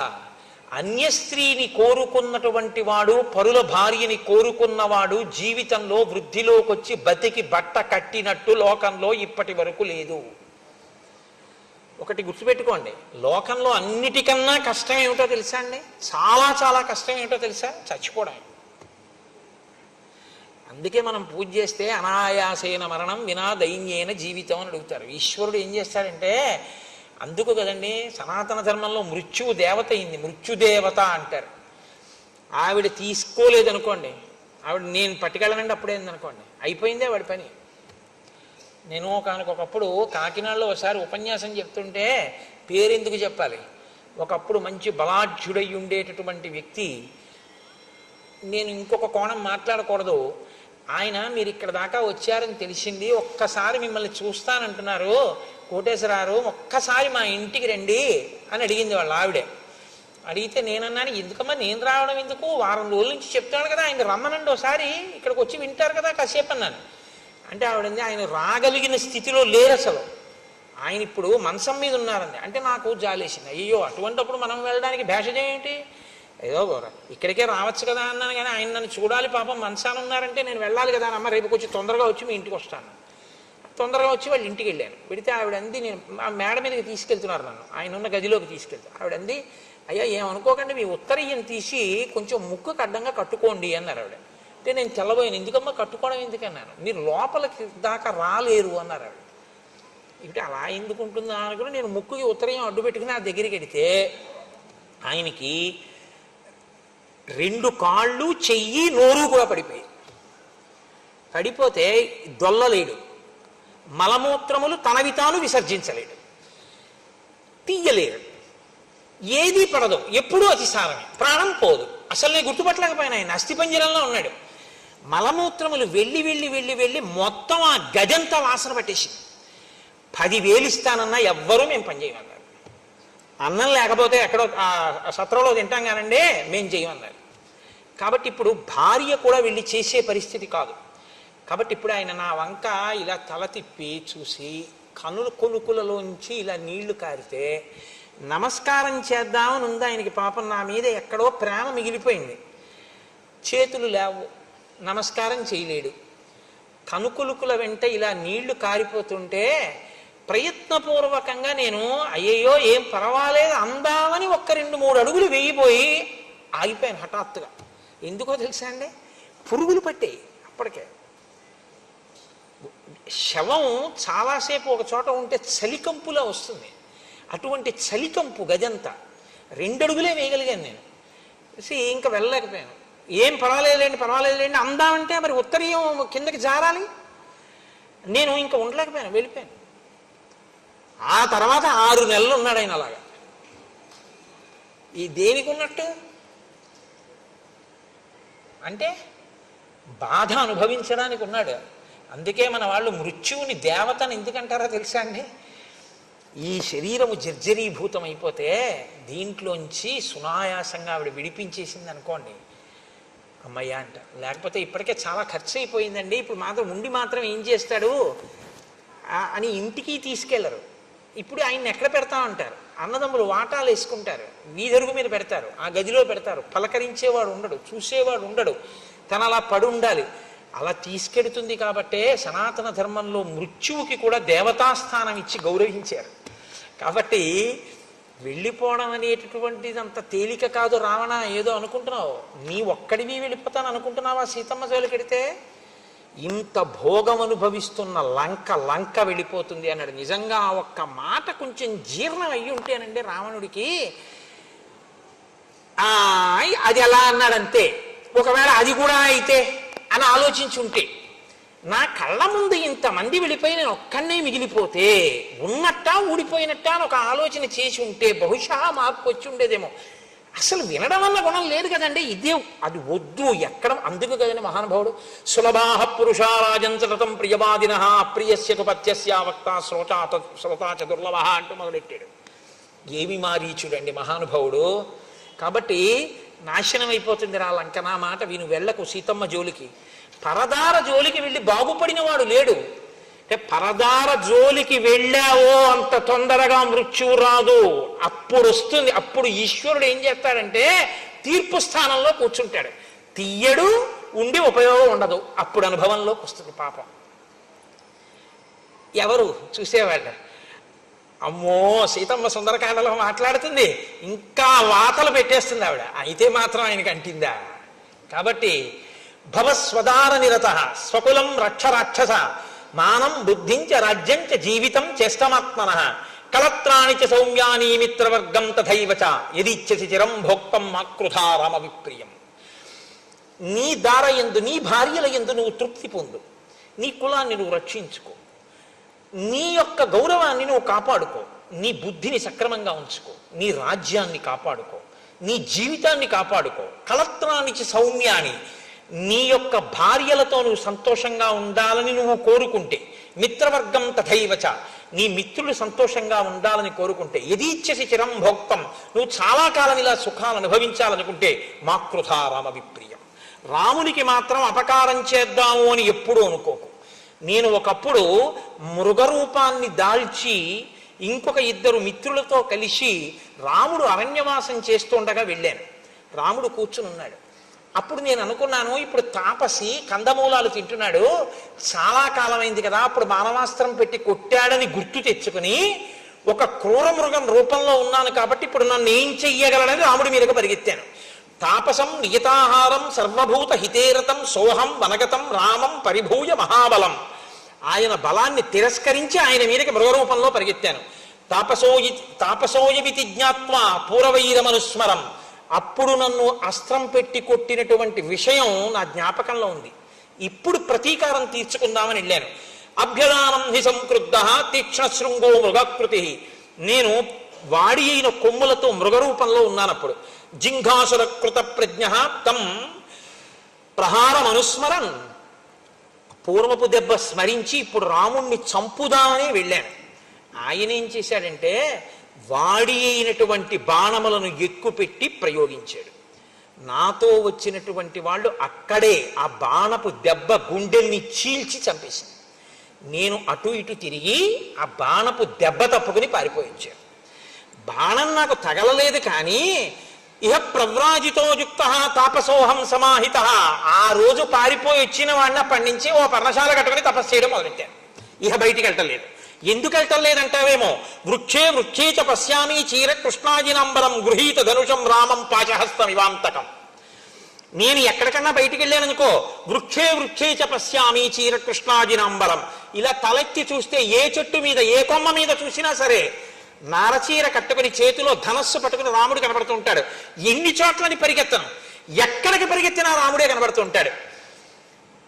అంటే ఆయన భయంతో ఈ స్థితిని పొందిన ఆయనకి మాత్రం రామదర్శనం అవుతోంది. ప్రతి చోట రాముడే కనపడుతున్నాడు.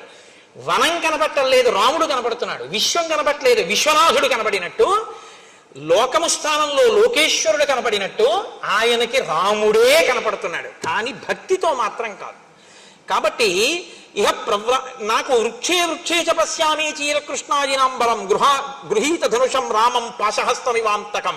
పైగా ఎలా కనపడుతున్నాడో తెలుసా, చేతిలో యమపాశం పట్టుకున్నటువంటి యమధర్మరాజు గారు ఎలా ఉంటాడో అలా కనపడుతున్నాడు. అంటే ఎప్పుడు కనపడ్డా రాముడు ప్రసన్నమూర్తిగా మాత్రం కనపడలేదు, క్రుద్ధుడై కనపడ్డాడు. ఆయనకి కోపంతో కనపడ్డాడు, రౌద్రంగా కనపడ్డాడు.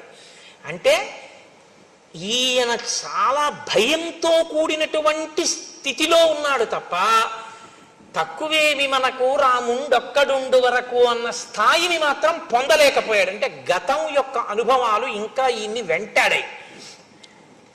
అపి రామసహస్రాణి భీత పశ్యామి రావణ రామభూతమిదం సర్వం అరణ్యం ప్రతిభాతిమి. నాకు అపి రామ సహస్రాణి, సహస్రాణి అంటే 1000 అని కాదు, అనంతం. నాకు ఎక్కడ చూసినా రాముడే. ఆ రాముడిని చూసి భీత పశ్యామి రావణ, నాకు భయం వేసేస్తుంది. రామభూతమిదం సర్వం అరణ్యం ప్రతిభాతిమే, అరణ్యమంతా రాముడే, కొమ్మలు రాముడు. అదేంటి ఏదో సర్వం రామమయం అంటారు చూసారా, అసలు అలా కనపడింది మారీచుడికొక్కడికే. రామభూతమిదం సర్వం అరణ్యం ప్రతిభాతిమే, నాకు ఈ అరణ్యమంతా రాముడై ప్రకాశిస్తోంది. నాకు ఇంకా చెట్లు, కొండలు, గుట్టలు, ఏర్లు, సెలయేర్లు, నదులు, నదములు ఇవేం నాకు కనపడవు, నాకు అన్ని రాముడే. కాబట్టి నాకు భయం. ఇది ఎక్కడ వరకు పోయిందో తెలుసా? పడుకుందామంటే దృష్ట్వా స్వప్నగతం రామం, కల వస్తే రాముడు వస్తాడు. కల దాటితే కదా సుషుప్తి. జాగ్రత్త నుంచి స్వప్నావస్థ, స్వప్నావస్థ నుంచి సుషుప్తి. అసలు నిద్రపోదామంటే రాముడే. అందుకని నేను నిద్రపోయి చాలా కాలం అయింది. పోనీ జాగ్రత్తలో ఉంటే రాముడే. కాబట్టి ఇప్పుడు నేను రాముడి నుంచి తప్పించుకోగలిగిన స్థితిలో లేను. నేను ఎప్పుడూ రాముడు అలా చూస్తూ ఉంటాడు, నాకు అటువంటి రాముడు కనపడుతూ ఉంటాడు. నేను అలాగే భయం భయంగా ఒక చోట నక్కి ఉంటాను. నాకు ఎంత భయం పట్టేసిందో తెలుసా రాముడంటే? రావణ రకారాదీని నామాని రామత్రస్తస్య రావణ రత్నాని చరధాశ్చీమాత్రా సంసంజనయంతిమే.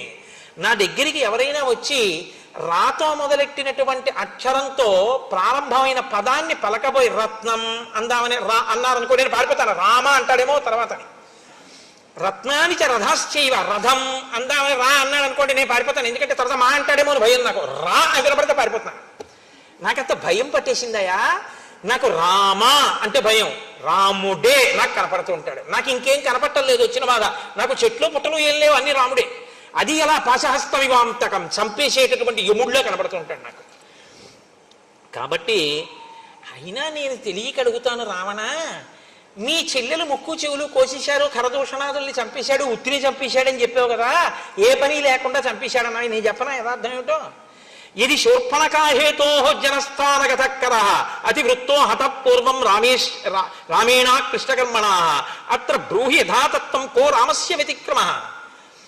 ఈ ఖరదూషణాదులనేటటువంటి వాళ్ళు మర్యాదని మరిచిపోయి రామచంద్రమూర్తికి ఇంతమందిని కలిసి యుద్ధానికి వెడితే రాముడు 14,000 మందిని యుద్ధంలో తెగటార్చాడు. శూర్పణక యుక్తాయుక్త విచక్షణ మరిచిపోయి రాముడి దగ్గరికి వెడితే ముక్కు చెవులు కోశాడు తప్ప అసలు విషయం తెలుసుకోకుండా నీ ఇష్టం వచ్చినట్టు మాట్లాడతాయండి. తప్పది. రాముడి దోషం ఏముందని ఇవాళ రాముడి భార్యను అపహరిస్తానంటున్నావు? నువ్వు అలా మాట్లాడకూడదన్నాడు. అసలు నిజంగానండి కుండ బద్దలగొట్టినట్టు అంటారు చూసారా, అంత స్పష్టంగా మాట్లాడేశాడు. ముందే చెప్తాడుగా, వక్తా శ్రోతాచ దుర్లభ. వినకపోవడం ఎంత ప్రమాదం తెస్తుందో మీరు రావణుడి వైపు చూడాలి. రావణుడు చూడండి ఎలా మాట్లాడతాడో. తం పద్యహిత వక్తారం మారీచం రాక్షసాధిప అబ్రవీత్ పరుషం వాక్యం అయుక్తం కాలచోదిత.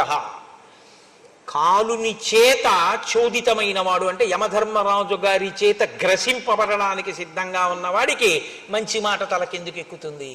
కాబట్టి ఎక్కలేదు. వాక్యం నిష్ఫలమత్యర్థం ఉక్తం బీజ మివోషరే. ఉషర క్షేత్రంలో పడినటువంటి విత్తనం ఎలా మొలకెత్తదో అలా మారీచుడు ఇంత కష్టపడి చెప్పినా రావణాసురుడి తలకెక్కలేదు. స్త్రీవాక్యం ప్రకృతం శుత్వా వనమేక పదే గతః. రాముడి గురించి అంత గొప్పగా చెప్తాయంటే, ఒక ఆడదాని మాట విని వెంటనే హఠాత్తుగా లేచి అయోధ్య విడిచిపెట్టి అరణ్యవాసానికి పోయినటువంటి ఉద్రేకం ఉన్నవాడు రాముడు అంటే. అవశ్యంతు మయా తస్యా సంయుగే కరగాతినః ప్రాణై ప్రియతరా సీతా హర్తవ్యా తవ సన్నిధౌ. ఖరదూషణాదుల్ని సంహరించినటువంటి ఆ రాముడికి సరైనటువంటి శిక్ష ఆయన ప్రాణ సమానమైనటువంటి సీతని అపహరించడమే. అది కూడా నీ సమక్షంలోనే జరగాలి. అంటే నువ్వు నాకు ఉపకారం చేసి తీరాలి, చుక్కల జింకగా రావాలి. నా మాట వినద్దనుకుంటున్నావేమో. పంచరూపాణి రాజానో ధారయం చమితేజసౌః అగ్నేరింద్రస్య సోమస్య వరుణస్య యమస్య చ ఔష్ట్యం తథా విక్రమంచ సౌమ్యం దండం ప్రసన్నతాం. రాజు అంటే రాజు ఒక్కడే అనుకుంటున్నావేమో, రాజు 5 రూపాల్లో ఉంటాడు. ఆయన అగ్నేరింద్రస్య సోమస్య వరుణస్య యమస్య చ. అగ్ని స్వరూపం ఆయనే, ఇంద్రస్వరూపం ఆయనే, వరుణస్వరూపం ఆయనే, సోమస్వరూపం ఆయనే, యమస్వరూపం ఆయనే. 5 రూపాలలో ఉండి అగ్నిలా తీక్షణమైనటువంటి స్వభావాన్ని, ఇంద్రుళ్ళ పరాక్రమాన్ని, చంద్రుళ్ళ ఆహ్లాదకరత్వాన్ని, వరుణుళ్ళ దుష్ట నిగ్రహ లక్షణాన్ని, యముడిలా ప్రసన్నతను సంతరించుకుని రాజు ఉంటాడు. కాబట్టి రాజుతో మాట్లాడేటప్పుడు ప్రసన్నుడవై అంజలి ఘటించి వినయంగా మాట్లాడడం నేర్చుకోవాలి. నేను అడగని విషయాలు నేను చెయ్యమనని బోధానాన్ని నాకెవడు చేయమన్నాడు నిన్ను? ఇది ధూర్త లక్షణం కాదా? కాబట్టి నేను అడగంది నువ్వు ఎందుకు మాట్లాడుతున్నావు? మాట్లాడేటప్పుడు భక్తి శ్రద్ధ అవసరం కాదా? నేను పోతాను, నా రాజ్యం పోతుంది, లంక పోతుంది, ఇవే నువ్వు ప్రభువుతో మాట్లాడవలసిన మాటలు? నేను ఏది చెప్పానో అది నువ్వు చేయి చాలు. సంవర్ణస్తం మృగో భూత్వా చిత్రో రజత బిందుభి ఆశ్రమే తస్య రామస్య సీతాయా ప్రముఖేచర ప్రలోభయిత్వా వైదేహిం యథేష్టం గంతుమర్హసి. నువ్వు నేను చెప్పినట్టుగా బంగారు చుక్కలు కలిగినటువంటి మృగంలా వెళ్ళి సీతమ్మ తల్లి యొక్క సమీపంలో కదలాడు. రామచంద్రమూర్తి నిన్ను వేటాడడం కోసం వస్తారు. ఆ తర్వాత నేను సీతాపహరణం చేస్తాను. బతికితే నీ ఇష్టం, ఎక్కడికైనా పో. అపక్రాంతే తు కాకుచ్చే దూరం యత్వాప్యుదాహర హాసీతే లక్ష్మణేత్యేవం రామవాక్యానురూపకం. రామచంద్రమూర్తి కంఠం ఎలా ఉంటుందో అలాంటి కంఠాన్నే నువ్వు అనుకరిస్తూ హా సీత, హా లక్ష్మణ అని దూరంగా వెళ్ళిన తరువాత అరవాలి. అరిస్తే రాముడికి అపకారం జరిగిందనుకుని లక్ష్మణుడు వెళ్ళిపోతాడు. లక్ష్మణుడు వెళ్ళిపోతే నేను సీతను అపహరిస్తాను. అపక్రాంతే చ కాకుచ్చే లక్ష్మణే చ యథాసుఖం ఆనయిష్యామి వైదేహిం సహస్రాక్ష శచీమివ. ఇంద్రుడు శచీదేవిని ఎలా తీసుకెడతాడో అలా నేను లక్ష్మణుడు దూరంగా వెళ్ళిన తర్వాత సీతమ్మని తీసుకెడతాను. రాజ్యస్యార్థం ప్రయచ్చామి మారీచ తవ సువ్రత. నువ్వు ఈ పని కాని చేసి పెడితే నీకు రాజ్యంలో సగభాగం ఇచ్చేస్తాను అని రావణుడు మాట్లాడడం అంటే ఎలా ఉంటుందో చూడండి. మాట విననివాడు మాట్లాడడం అంటే ఎలా ఉంటుందో అద్భుతం. రావణుడి నోటి వెంట వచ్చినటువంటి ఈ మాటని వాల్మీకి మహర్షి మనకు అందించడం. ఆసాద్యతం జీవిత సంశయస్తే మృత్యుర్ధ్రువోప్యద్యమయా విరుధ్య ఏతద్యథావత్ ప్రతిగృహి. ఆ సీత హా లక్ష్మణ అన్నాక లక్ష్మణుడు వెళ్ళిపోయాడు అనుకో, నువ్వు చచ్చిపోవాలని నేను ఎందుకు కోరుకుంటాను? సీతమ్మను అపహరించి తీసుకెళ్ళిపోతాను, పైగా బతికున్న నీకు అర్ధరాజ్యం ఇస్తాను. నువ్వు నీ చెప్పిన పని చెయ్యనన్నావు అనుకో, ఇప్పుడే చంపేస్తాను. కాబట్టి చచ్చిపోవడం ఖాయం నీకు రెండు రకాలుగా. ఒకటి నా చేతిలో అన్నా చచ్చిపోవాలి, రెండు రాముడి చేతిలో అన్నా చచ్చిపోవాలి. రాముడి చేతిలో చచ్చిపోతావా, నా చేతిలో చచ్చిపోతావా? రెండు. రాముడి దగ్గరికి వెడితే బతకచ్చేమో, ఇంతకన్నా ఇంకో మాట ఉండదు. ఎందుకో తెలుసా? రాముడి దగ్గరికి వెడితే ఇంకా జింక వేషంలో సీతమ్మ తల్లిని లోభ పెట్టడానికి వచ్చిన మృగము అని ఆయన కంఠాన్ని అనుకరించి పలికిన తరువాత ఆయన బాణం వేస్తే బతికుంటాడా? కాబట్టి ఇవ్వబడినటువంటి అవకాశం ఏమిటంటే నా చేతిలో చస్తావా, రాముడి చేతిలో చస్తావా. మారీచస్య మహాత్మనః ఏం కోరుకుంటాడు?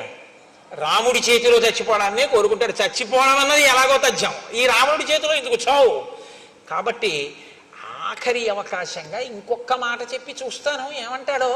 కాబట్టి పాపం మారీచుడు మళ్ళీ 4 మంచి మాటలు మాట్లాడడం ప్రారంభం చేశాడు.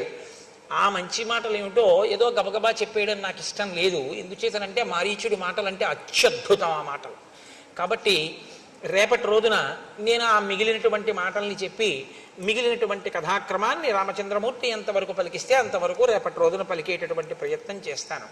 మనం పెట్టుకున్నటువంటి ఆచారాన్ని అనుసరించి ఒక 11 మాటలు రామచంద్రమూర్తి యొక్క నామాన్ని పలుకుతాం.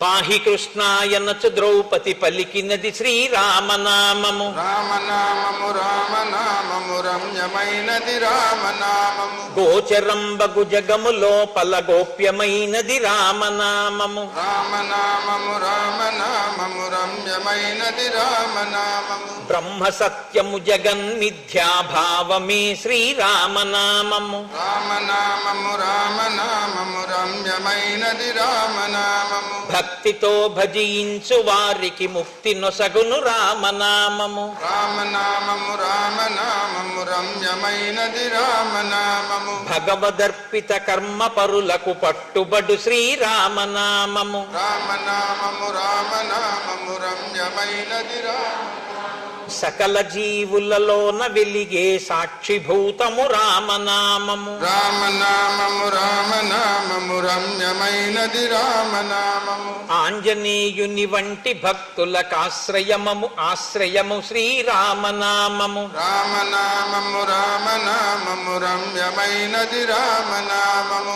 రాకడయు పోకడయు లేనిది రమ్యమైనది రామనామము. రామనామము రామనామము రమ్యమైనది రామనామము. సోమ సూర్యాదులను మించిన స్వప్రకాశము రామనామము. రామనామము రామనామము రమ్యమైనది రామనామము. దాసులను రక్షించదయగల ధర్మనామము రామనామము. రామనామము రామనామము రమ్యమైనది రామనామము. పరమపదమును చేరుటకు మరి దారి చూపునది ఈ రామనామము. రామనామము రామనామము రమ్యమైనది రామనామము. తల్లివలె రక్షించు సుజనుల నెల్లకాలము రామనామము. రామనామము రామనామము రమ్యమైనది రామనామము. మంగళంబగు భక్తితో పాడిన శుభకరంబగు శ్రీరామనామము. రామనామము రామనామము రమ్యమైనది రామనామము. మంగళాశాసనపరైః మదాచార్య పురోగమైః సర్వైశ్చ పూర్వైరాచార్యైః సత్కృతాయాస్తు మంగళం.